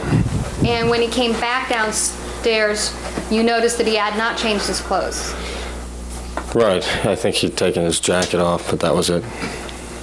And what was his demeanor when you first met with him, before you had said anything about the subject matter? Yeah, how was he acting? When he came in, he was acting like he usually did when he would come home. Just sort of whirlwind, people coming out to greet him, sort of, Dad coming home. And then when I asked him right away, as soon as I saw him, if I could speak with him. And what was his demeanor, or what did he appear to be like when he came with you into the study to speak? Well, he seemed disappointed. I got the impression he was kind of disappointed when I asked him if I could meet with him. And believe it's because he knew exactly what I was going to talk to him about. Well, but you asked him if you could meet with him as soon as he got in the door. Right. Well, how would he have known what you were going to talk to him about? Because my mother spoke with him over the phone Wednesday night while he was at my grandmother's house, calling frantically. Did you overhear your mother's portion of the conversation? No, that's what my grandmother says. What do you mean, that's what your grandmother said? Your grandmother has told you that your mother called the house on Wednesday, the 16th of August? Right. But your grandmother didn't tell you that between August the 16th and August the 17th, did she? No. Okay. So how would your father have known what you were going to talk to him about when he first came in the door? Because my mother had spoken with him. Just because I didn't know about it doesn't mean it didn't happen. It did, because my grandmother said it did. So she spoke with him Wednesday night. But at the time that you encountered him at the front door, you don't know what he was thinking because your grandmother hadn't imparted this information to you, right? Right. I was only concerned that I did have the conversation with my mother, and I told her what my intentions were. And based on her reaction, I felt a high probability that she had gotten a hold of him. And then when I saw what he looked like, when I asked him to meet with him, I sensed that they had already discussed it. But your mother had specifically told you that she was not going to discuss it with your father, is that correct? Yes. But at the time that he came home, you're telling us now that it was your state of mind that your father already knew what you were going to talk to him about. Yes. Then why did you go ahead and have the conversation if you thought he already knew? Well, that was what I had decided to do. That's what I had arranged with my brother. I'm not sure what choice I would have had just because he knew. I still felt the conversation would go well. Okay. So you had a plan, and your plan was to talk to your father. Right. And in spite of the fact that something had now changed, you went ahead with your plan to talk to your father, right? Yes. Yes. Okay. And the thing that had changed is he had been tipped off, right? Yes, I think it was more than tipped off. I think they had discussed their options. All right. So at the time that you first met with your father, after he'd been gone for the 30 to 45 minutes and you met with him, did you ask him what he knew? Did you ask him if he talked to your mother? No. I just tried to concentrate on what it is I had prepared to say. Okay. So then you went ahead with your plan to talk to him. Yes. And you went ahead with the script or the ideas that you'd already formulated in your mind. Is that correct? Well, I had written them out, so I had more than just formulated them. I had tried to arrange it in a way that it was concise as possible, because I didn't know how long my dad was going to give me to speak. It turned out he was going to give me as long as I wanted, but I didn't know that. And what did you say to your father? I said that I knew what was going on with Eric, and that it had to end, and that it was over, and that we weren't going to tell anyone. I didn't want to disrupt the family. That I had, if we had to, we'd leave the house, but that wasn't what we wanted to do. We wanted to stay, and that Eric would probably be going to Princeton with me, or I might be transferring at some point to UCLA with him. But that this had to end. And those are the sentiments that you expressed to your father that night? Right. And when you were 13 years old, you expressed similar sentiments to him, didn't you? Not in terms of what you were going to do, but that it had to end. Yeah, I mean, I was only 13, so I mean, what could I do really, other than just my own frustration building and anxiety over what was going on in that room, and this sort of need to talk to my dad about it and get it to stop. Okay, and you're talking about when you were 13. Right. And then when you were 21, you said the same things to him, but you elaborated as to what you would do. Is that correct? Right. Well, so oh yeah, that's what I would do. Right. Okay, and then what did he reply to you? You want me to tell him as best I can? Yes. Refer? Yeah. He asked if I was finished, and I said yes or nodded. And he told me, "You listen to me. What I do with my son is none of your business." And he said, I warn you, or don't throw your life away, stay out of it. And then he proceeded to tell me what was going to happen. That I was going to go back to Princeton, Eric was going to go to UCLA as planned, and we were going to forget this conversation took place. And it was at that point that I could have done what you suggested, which is just go on with my life, but I didn't want to abandon my brother. This was the dilemma. And that's why I saw it going in that direction. And that's why I threatened him. And what exactly did you say to him? I said, I called him a sick person, and I was cursing, and just said, you're not touching my brother anymore, and I'll tell the police, and I'll tell everybody about you, and I'll tell the family. And I had cut him off, and he seemed like he was going to come after me, and then when I talked about the police and the family, he just sort of sat back. And that's when he said that, you know, we all make choices, and that Eric had made his, and I had just made mine. And that's when he got up to leave. And did he leave at that point? No, I started pleading with him that I was only going to tell people if he touched my brother again, and it didn't stop. And he just turned and said that I was going to tell everybody anyway, and he left.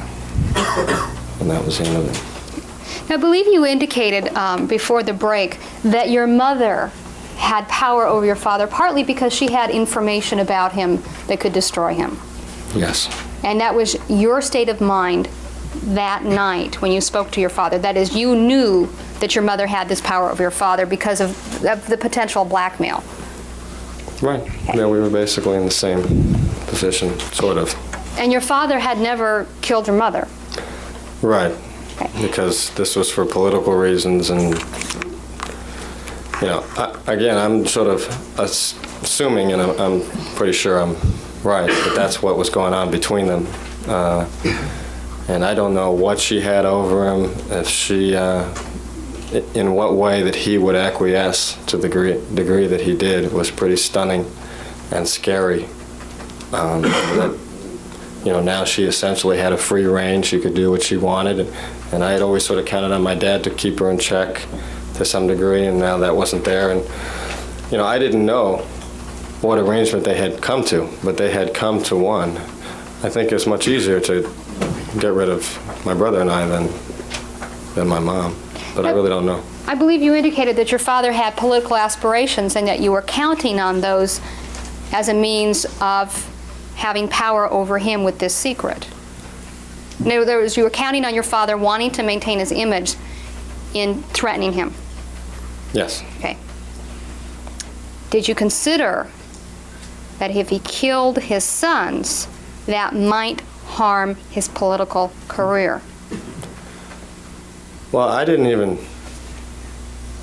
consider that he would do that. That's just wasn't in the realm of possibilities that came into my mind, because that's not the way I think. And obviously, I should have, if I would have thought back, like you said, to the times in the limo and the time at 13, I would have probably should have inquired more thoroughly with my brother if he was ever threatened and got a better idea of where my dad was on this, but I didn't do that. But I didn't, you know, obviously he wasn't going to kill us in a fashion that he would be exposed for that. It was just going to be a silent thing, and he'd make up some story that we ran away, and there had certainly been enough problems in my life to say that.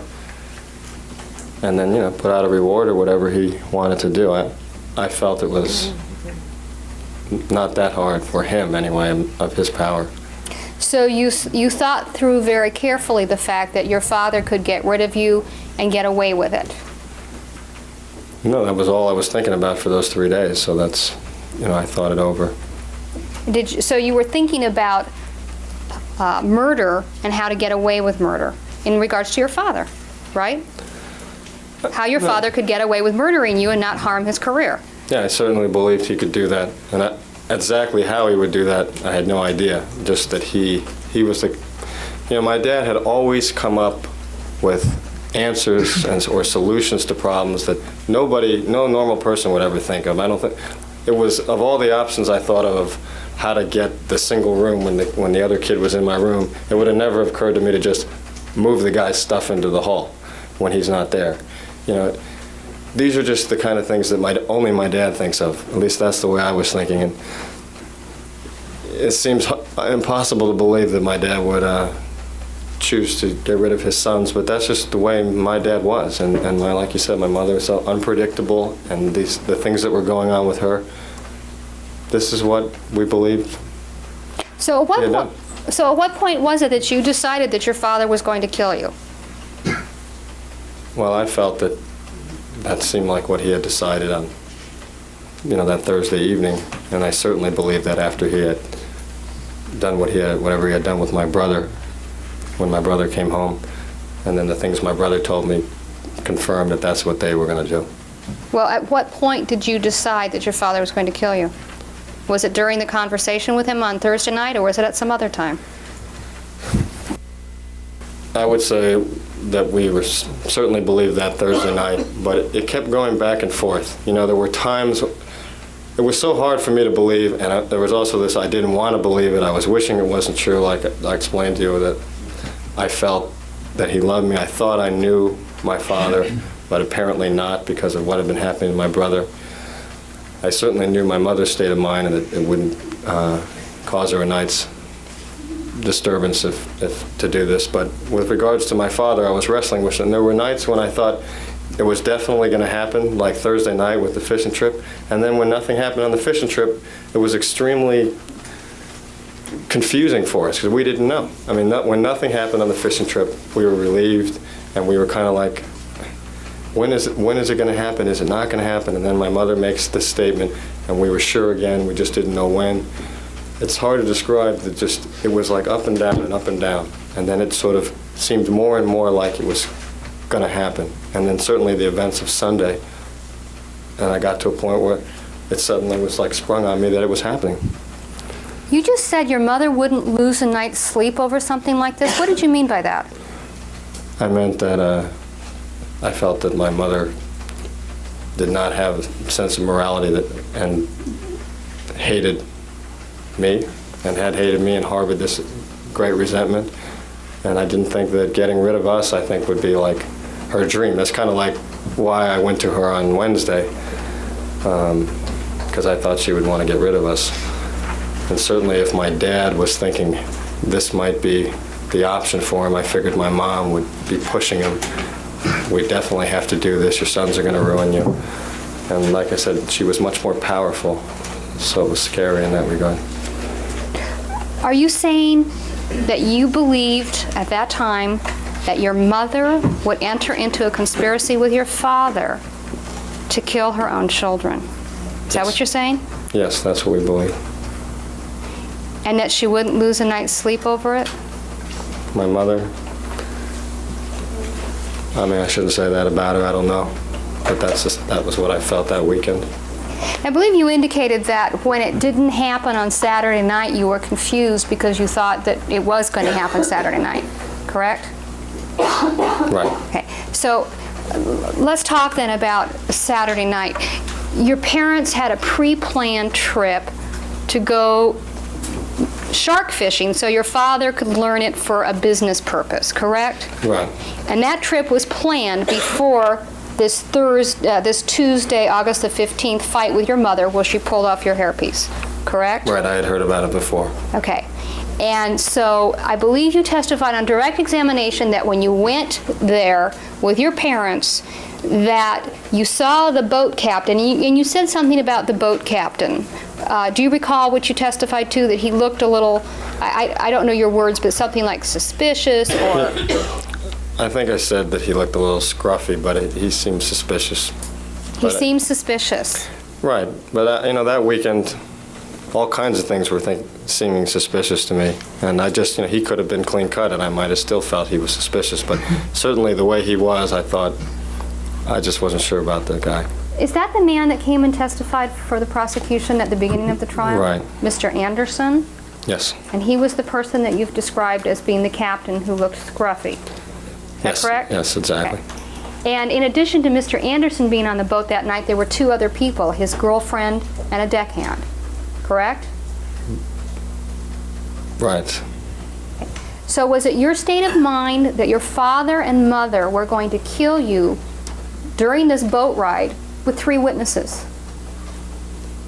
Is that what you thought your parents were going to do? Well, what I believed is that my dad had set this trip up for that purpose. And when my mother told me when the trip was planned for, and then also the time change, I just didn't believe it. I just felt this is it. This is the plan my dad has arranged, and it's going to look like it's just the same family trip, and he's going to take us out there where there's nobody, and we're not going to come back. And that there would be other people or whatever was certainly more comforting than if he had just said to the captain, hey, stay here, I'll go out, don't worry about it, go home. But you know, I was going and on the trip, and so was my brother, and it was more comforting that there were people there, but it was not in any way comforting to the point where I said, oh, this isn't it.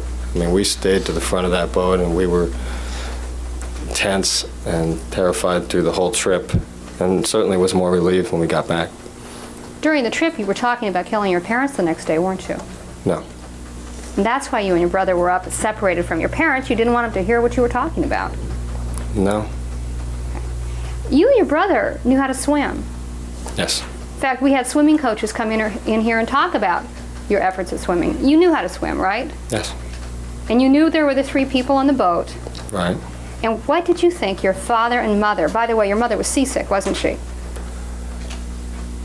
She seemed seasick, yes. Okay, so what was your father and your seasick mother going to do to you on that boat to cause you not to come back in front of these 3 witnesses? I didn't know. I mean, like I mentioned before, that's one of the things that I felt a little better about, was that we could swim and we could jump off. But to me, if my dad was going to kill us and he had arranged on the trip, we kind of just gave in to the idea to some degree. I mean, if it was going to happen, it was going to happen, and we were just praying that it wouldn't. And we didn't know what it was going to be. And I never did know for sure how it was going to happen. So you were resigned to wait to let your father kill you that Saturday night. That's what you're saying?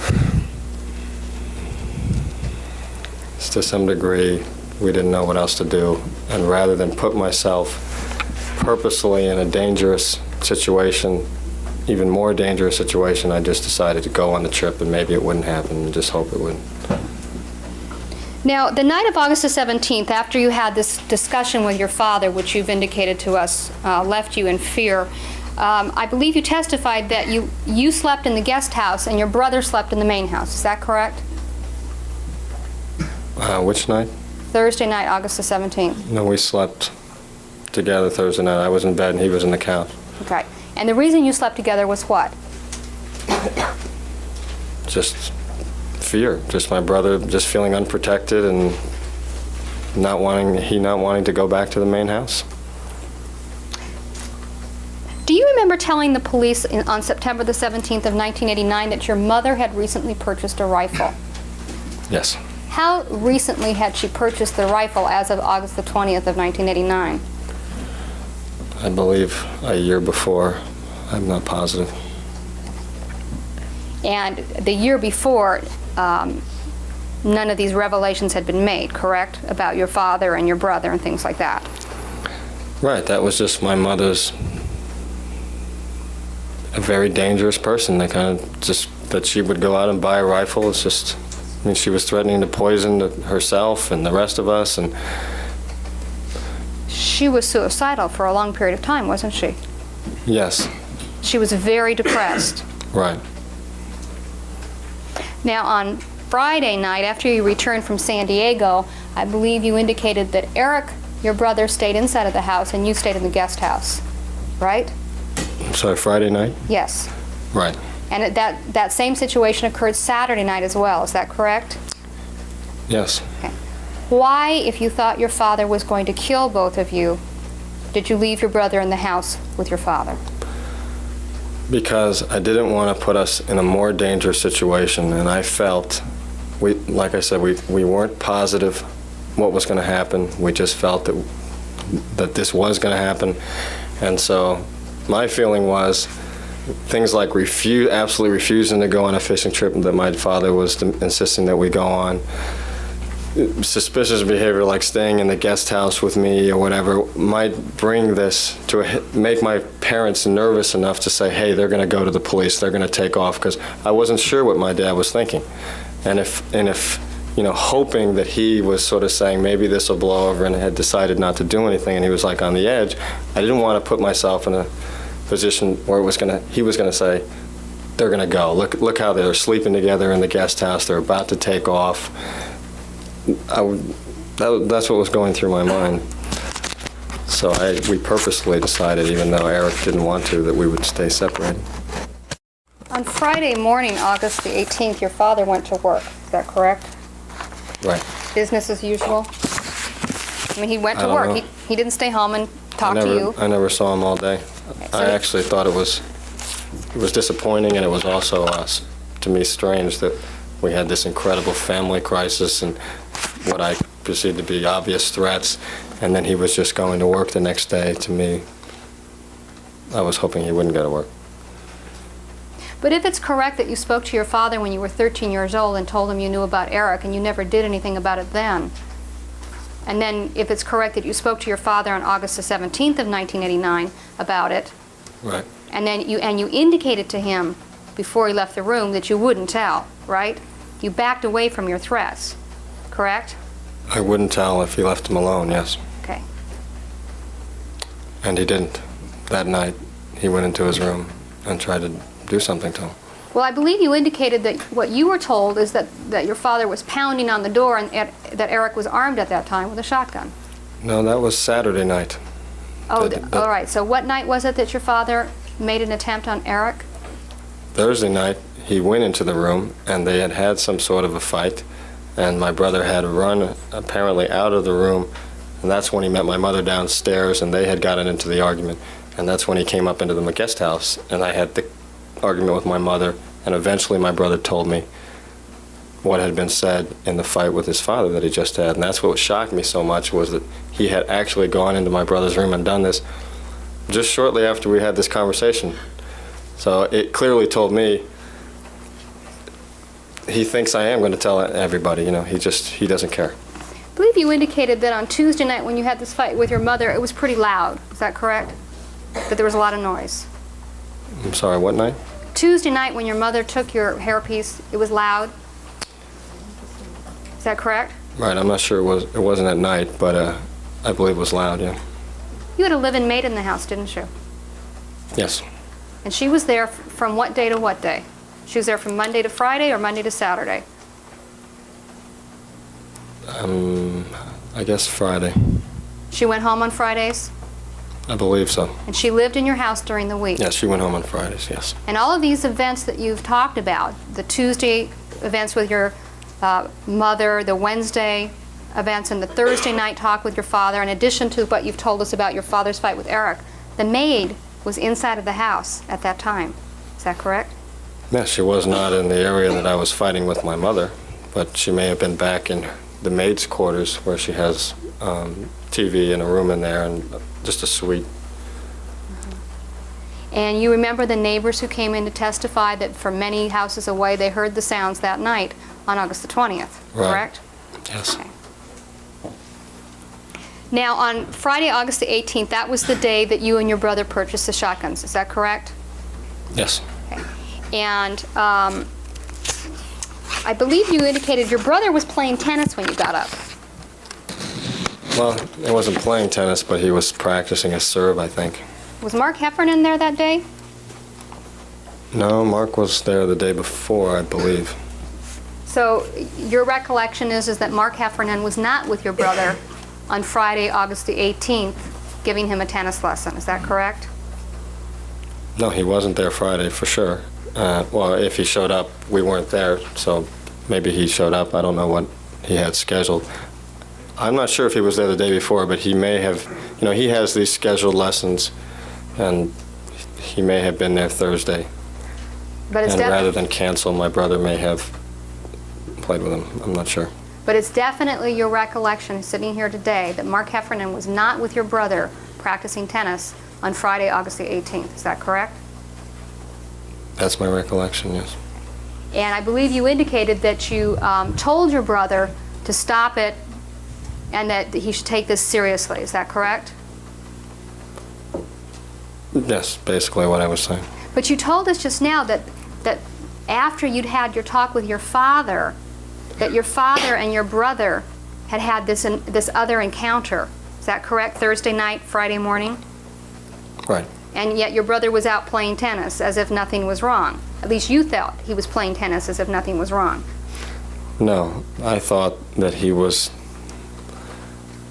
he was a scared kid, and he was just pretending. This is what I felt, is he was just pretending that it wasn't happening. It was overwhelming for him, and I talked to him about it and to see where he was at, because it was very overwhelming for me too, and trying to get him to understand that, it is a new day and the sun comes up, but that hasn't changed what's happened, and that doesn't make you any safer, and that at the very least we should go like we had decided and buy guns if we're going to stay in the house. And that in discussion with him, he completely agreed, and so we left.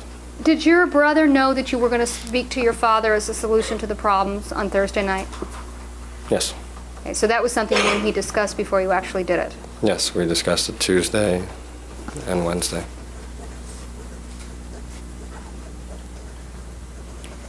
So after you encountered your brother and told him that he needed to take this seriously, at some point you decided to go look for guns. What time of day was it when you decided to do that?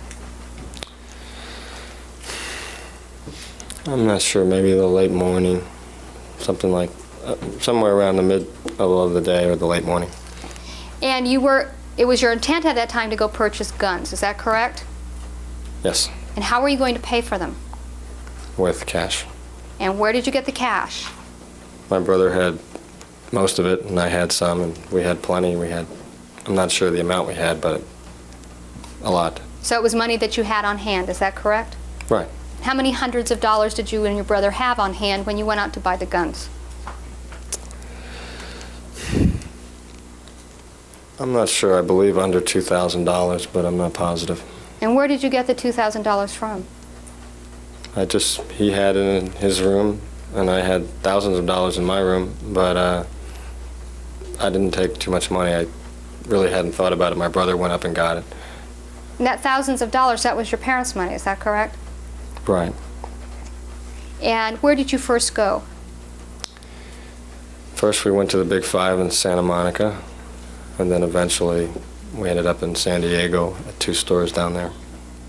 And when you went to the Big Five, that's when you discovered that there was a 15-day waiting period before you could purchase a handgun, correct? Right. And it was at that store that you were advised that if you wanted protection that you should use a shotgun.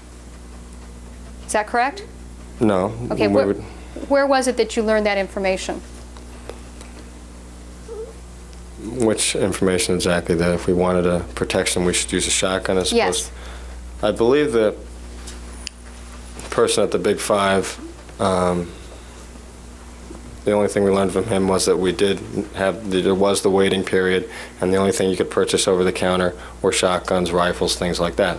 So we left right away because we had no intention of buying that. And then I believe it was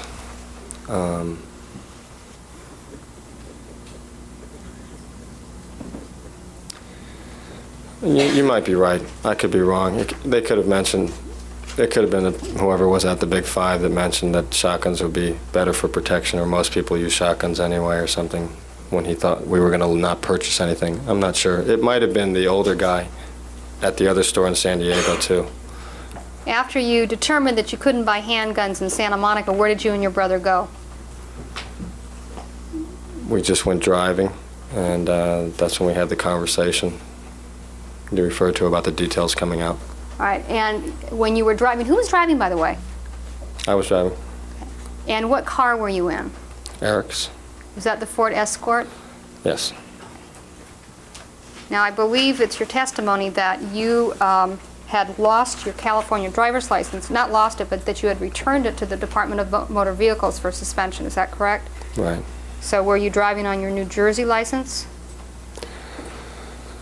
I was just, I guess, driving illegally, as usual. I did that. I was a problem in the whole family, actually, but with me especially, actually, me and my dad seemed to have the most license problems. And I was having basically a lot of license problems. So it would not have been it was really not the first time that I'd even gotten stopped and my license was suspended. And so you had habitual license problems, would that be fair to say? Yes. And is that one of the reasons you kept Donovan Goodrow's driver's license, so you could use it? No, I would never have used it for that purpose. I wasn't going to go to jail over it, but if I got stopped, I would give my New Jersey license, and if they processed it, there might be no problem. If they saw that I had a California suspended license, they might pull the car over. I remember in New Jersey, they just told me to leave the car there and have somebody else pick me up, or they just give you a ticket for driving while suspended and appear in court or so on. But if your license was suspended, you still needed some sort of California identification for other purposes aside from driving, right? No, I just used my New Jersey license. When Donovan Goodrow left behind his wallet and his license, did you think that those were important documents to him and that he might need them? I may have. I just really, I was so disturbed over everything that had happened that day. I didn't even think about it. I just left it there.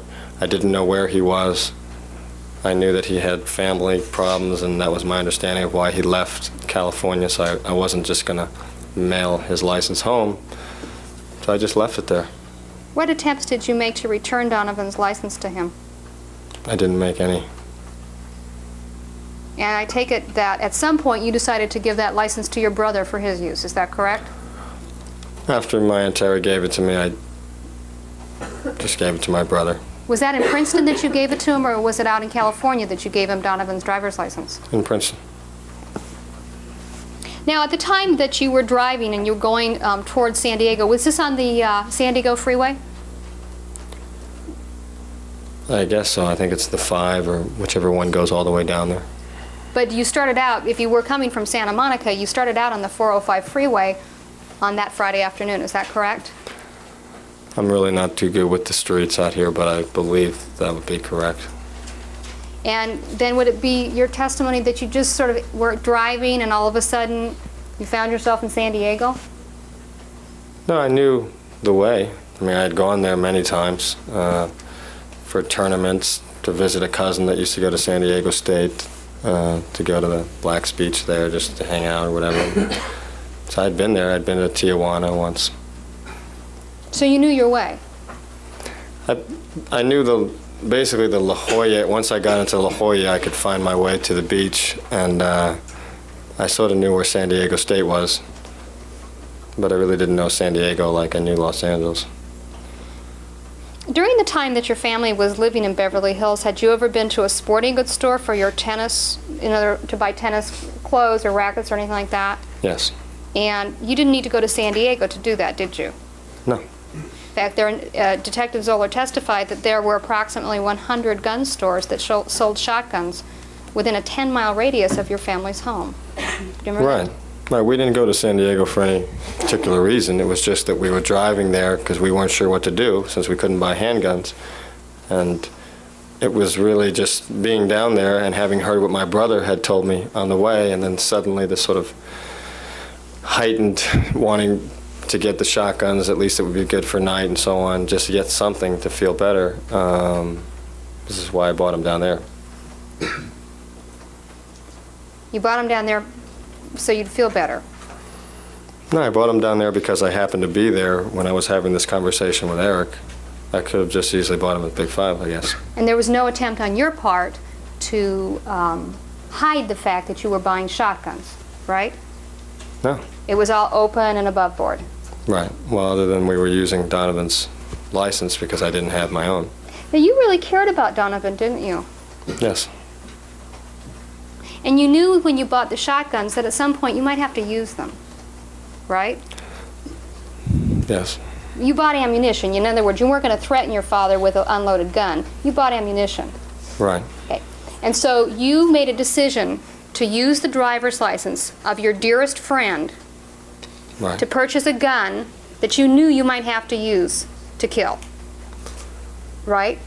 Yeah, but we were in fear of our lives. So I mean, I wasn't thinking about my friend. I mean, certainly I didn't tell Edmonds, hey, it might be Donovan, or have some scheme to blame it on him. And I would have never have allowed that to happen. That he would be arrested for this, and I wasn't thinking that. And I'm sorry that he got wrapped up in it because of that. But that wasn't my intention. When the police came and spoke to you on September the 17th of 1989, they asked you about having a license that wasn't yours because you told them that you and your brother had returned to the house in order to get a false ID. Remember that? Yes. And they asked you in whose name it was, and you didn't answer the question. You never told them that the false ID was in Donovan Goudreau's name. Is that correct? Right. Well, if there was nothing nefarious or underhanded about purchasing these shotguns, why didn't you just tell the police that your brother's false ID was Donovan Goudreau's? Because we had used it to purchase the guns. So I wasn't going to just tell them that was the name. So you were trying to hide that information, is that correct? Probably. I mean, I really can't go back and say I was definitely thinking that. I don't even remember being asked the question, but so I don't know. I mean, I suppose if I wasn't thinking, I would have just said Donovan's Goudreau's, but I guess I was never asked. No, you were asked, you just didn't answer, Mr. Menendez. Oh, I was asked and didn't answer? Is that a question? All right, why don't you rephrase the question?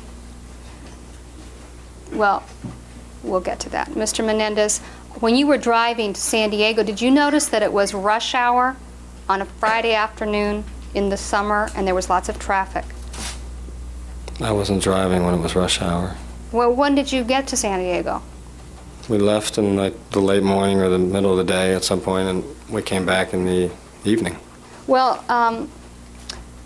the woman who worked at the Big Five indicated that the transaction occurred at approximately 8:30 that night.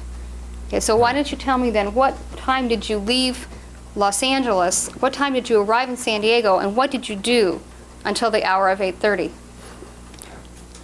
Basically, we were driving around, and then I think when we pretty much immediately went to the first store with the older guy, and when we realized that we needed an ID to purchase the gun, we just sort of weren't sure what to do at that point, and eventually, after a lot of time, we decided to we should just use Donovan's ID. And I believe we ate, since my brother remembers eating it at Bob's Big Boy, but I don't actually remember that very well. But we ate somewhere, and eventually we went to the store. I think that she has the time wrong also. I believe it was earlier. Well, what time do you believe it occurred?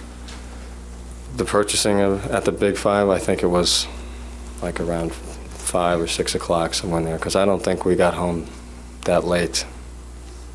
Now, did you have your brother go up and get the guns, or did you go with him to the counter? No, I believe he just went up to the counter and purchased them. I may have gone up there for just a minute, but mostly I was just walking around. And, I was looking at the ammunition. I bought the ammunition separately, and when he was filling it out and so on, I'm pretty sure I remember he was just there by himself, but I could have been there. Did you see your brother practice Donovan Goudreau's signature before he went into the Big Five store? No. Did you ever see him practicing the signature of Donovan Goudreau? No. And so it's your recollection that your brother principally conducted this transaction and you were walking around the store doing other things. Is that correct?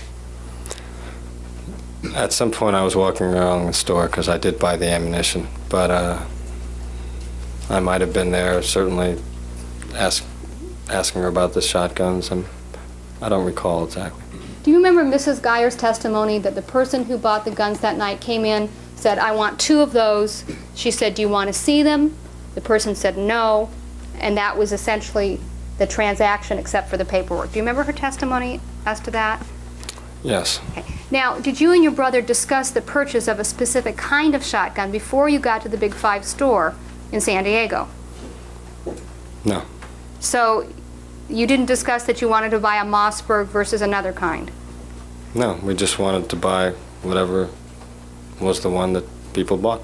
And I believe that she said that this is it, I believe. The one that people bought, meaning the most common type, is that correct? Yes. Okay. Were you at all concerned when you picked up the shotgun shells that those shells might be able to be made ballistically to a particular shotgun? No, I was concerned about fingerprints at the time, but although later I wondered if they could match, but I mean, I knew they didn't have the gun, so I didn't think they would be able to match anything, but I believe I asked about that. Now, did you and your brother discuss the idea of buying a rifle versus a shotgun? No. I believe you indicated that you were disappointed that you couldn't buy a handgun because a handgun cannot be concealed. A handgun can be concealed and a shotgun cannot. Do you remember that? Right. Did you ever consider buying a knife? A knife? Yes, a knife. To protect me from my dad? No. Okay. Well, now, when you purchased the shotgun, did you know that organized crime killings are often accomplished with shotguns? Objection, Your Honor. Assumes facts, not in evidence. Overruled. I may have known that. I don't know. Assuming that's true, I may have known that. All right. And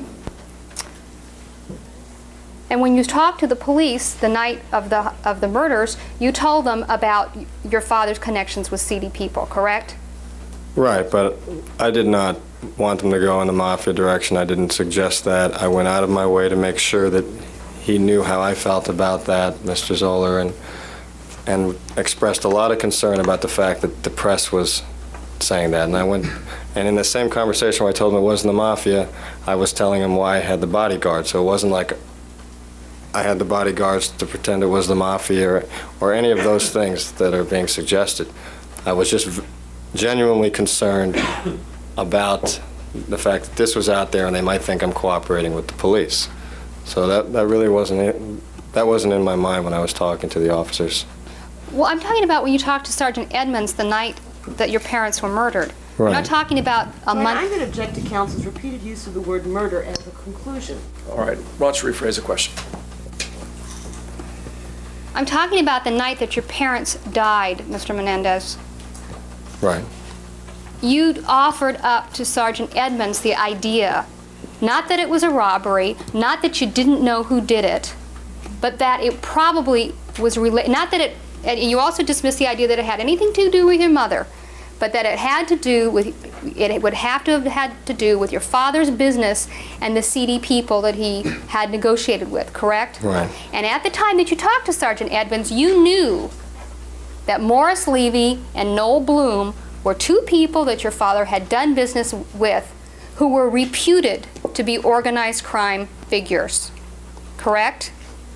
I knew that, and I didn't give them their names, which I could have easily done. The vaguest thing I could think of to tell Mr. Sergeant Edmonds, who was asking me who I thought had done it, and I wasn't just volunteering, hey, let me tell you who I think did it, to lead them somewhere. He was asking me, he was saying, you gotta help us, and I was saying no to anything specific. I was giving no names. I was just giving a vague thing about business connections, and I knew with any research at all they were going to find out that my dad did have these seedy business connections, and I didn't want to just sit there and say, I don't have any idea, I can't even imagine, because, I mean, I just felt like I should obviously say it could have something to do with business. But I wasn't there saying, boy, it was a mafia hit, or, you know, we'd been having, you know, we got death threats or anything like that.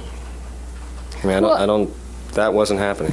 Well, if you had gone to the police department 2 hours after finding your parents slaughtered in the house. Object to the use of that word, Your Honor, as dramatic. Objection is overruled to the dramatic objection. Well, it's Right? argumentative. Okay, Your objection Honor. overruled. You may ask your next question. Okay. You were portraying yourself as having discovered your parents slaughtered inside your house. You told the police, whoever did it, wanted to send a message or make a mess or something like that, right? I believe I told him that, yeah. Okay. And you were trying to lead them away from you and your brother in another direction, right? I was certainly trying to lead them away from my brother and I, but it was not specific to make somebody's life in particular miserable. It was not for that intention. But if you had offered up the names 2 hours after discovering your parents, don't you think it would have looked a little suspicious that you had it down that pat? Don't you think the police would have suspected you more if you'd come up with names and phone numbers 2 hours after you allegedly had found your parents slaughtered? Well, I mean, like you said, we had just had this thing with Noel Bloom was just going on. They were still in a court battle over it. It would not have been ridiculous or unusual. In fact, it would have been strange not to mention it. I mean, obviously it was discussed in the family and it was going on, so I don't think it would have seemed strange. It was just deliberate on my part not to mention names. And you were deliberately vague. Is that what you've testified to? Yes, I was. Now, Noel Bloom is someone that your father had a battle with that your father lost, right? No. Well, right after my dad died, the company was so concerned about his death, they settled immediately and paid the $500,000. It had not been resolved. your father had gone to court and the judgment had been against him, correct? Right, but he was refusing to pay and appealing. But the court had told him that he lost the battle with Noel Bloom, correct? Right, yeah, he had lost, right. And he was humiliated by that, wasn't he? Well, if he was humiliated by that, I wouldn't, my dad would never tell me that. Was he angry? My understanding was he was just, he could care less about the $500,000. It wasn't his $500,000, it was the company's. It was a multi-million-dollar company. He had come in, this was before he had even got there. It was just, it's just part of my dad, so the way he is, that he just wanted to make this guy's life miserable, and he was taking it personally and saying, no, let's not pay the money, the hell with this guy. And that's all it was. Your father was outraged by the fact that he'd lost in court, wasn't he? He didn't express that to me, only that he had basically made fun of this guy and that this guy was sort of implying threats in some way to him, and that he was like a two-bit gangster, and that my dad could take care of him, and he was underestimating my dad's connections just because he was Latin. That's all I heard. And your father didn't do anything to Noel Bloom except to refuse to pay the money, correct? Right. He never threatened him, as far as you know, correct? As far as I know, I would not doubt it. And Mr. Bloom is still alive. Yes. You didn't kill him. Yes, I believe he is. Now, on the night that you had your discussion with your father on the 17th of August, what was it about him that made you feel that he was going to kill you? His demeanor and the words he used and the situation in knowing who my parents were, knowing who they were, knowing how important the issues were to them, sitting there, thinking back, trying to figure out why I had made that mistake and underestimated the situation. You were your father's proudest creation, weren't you?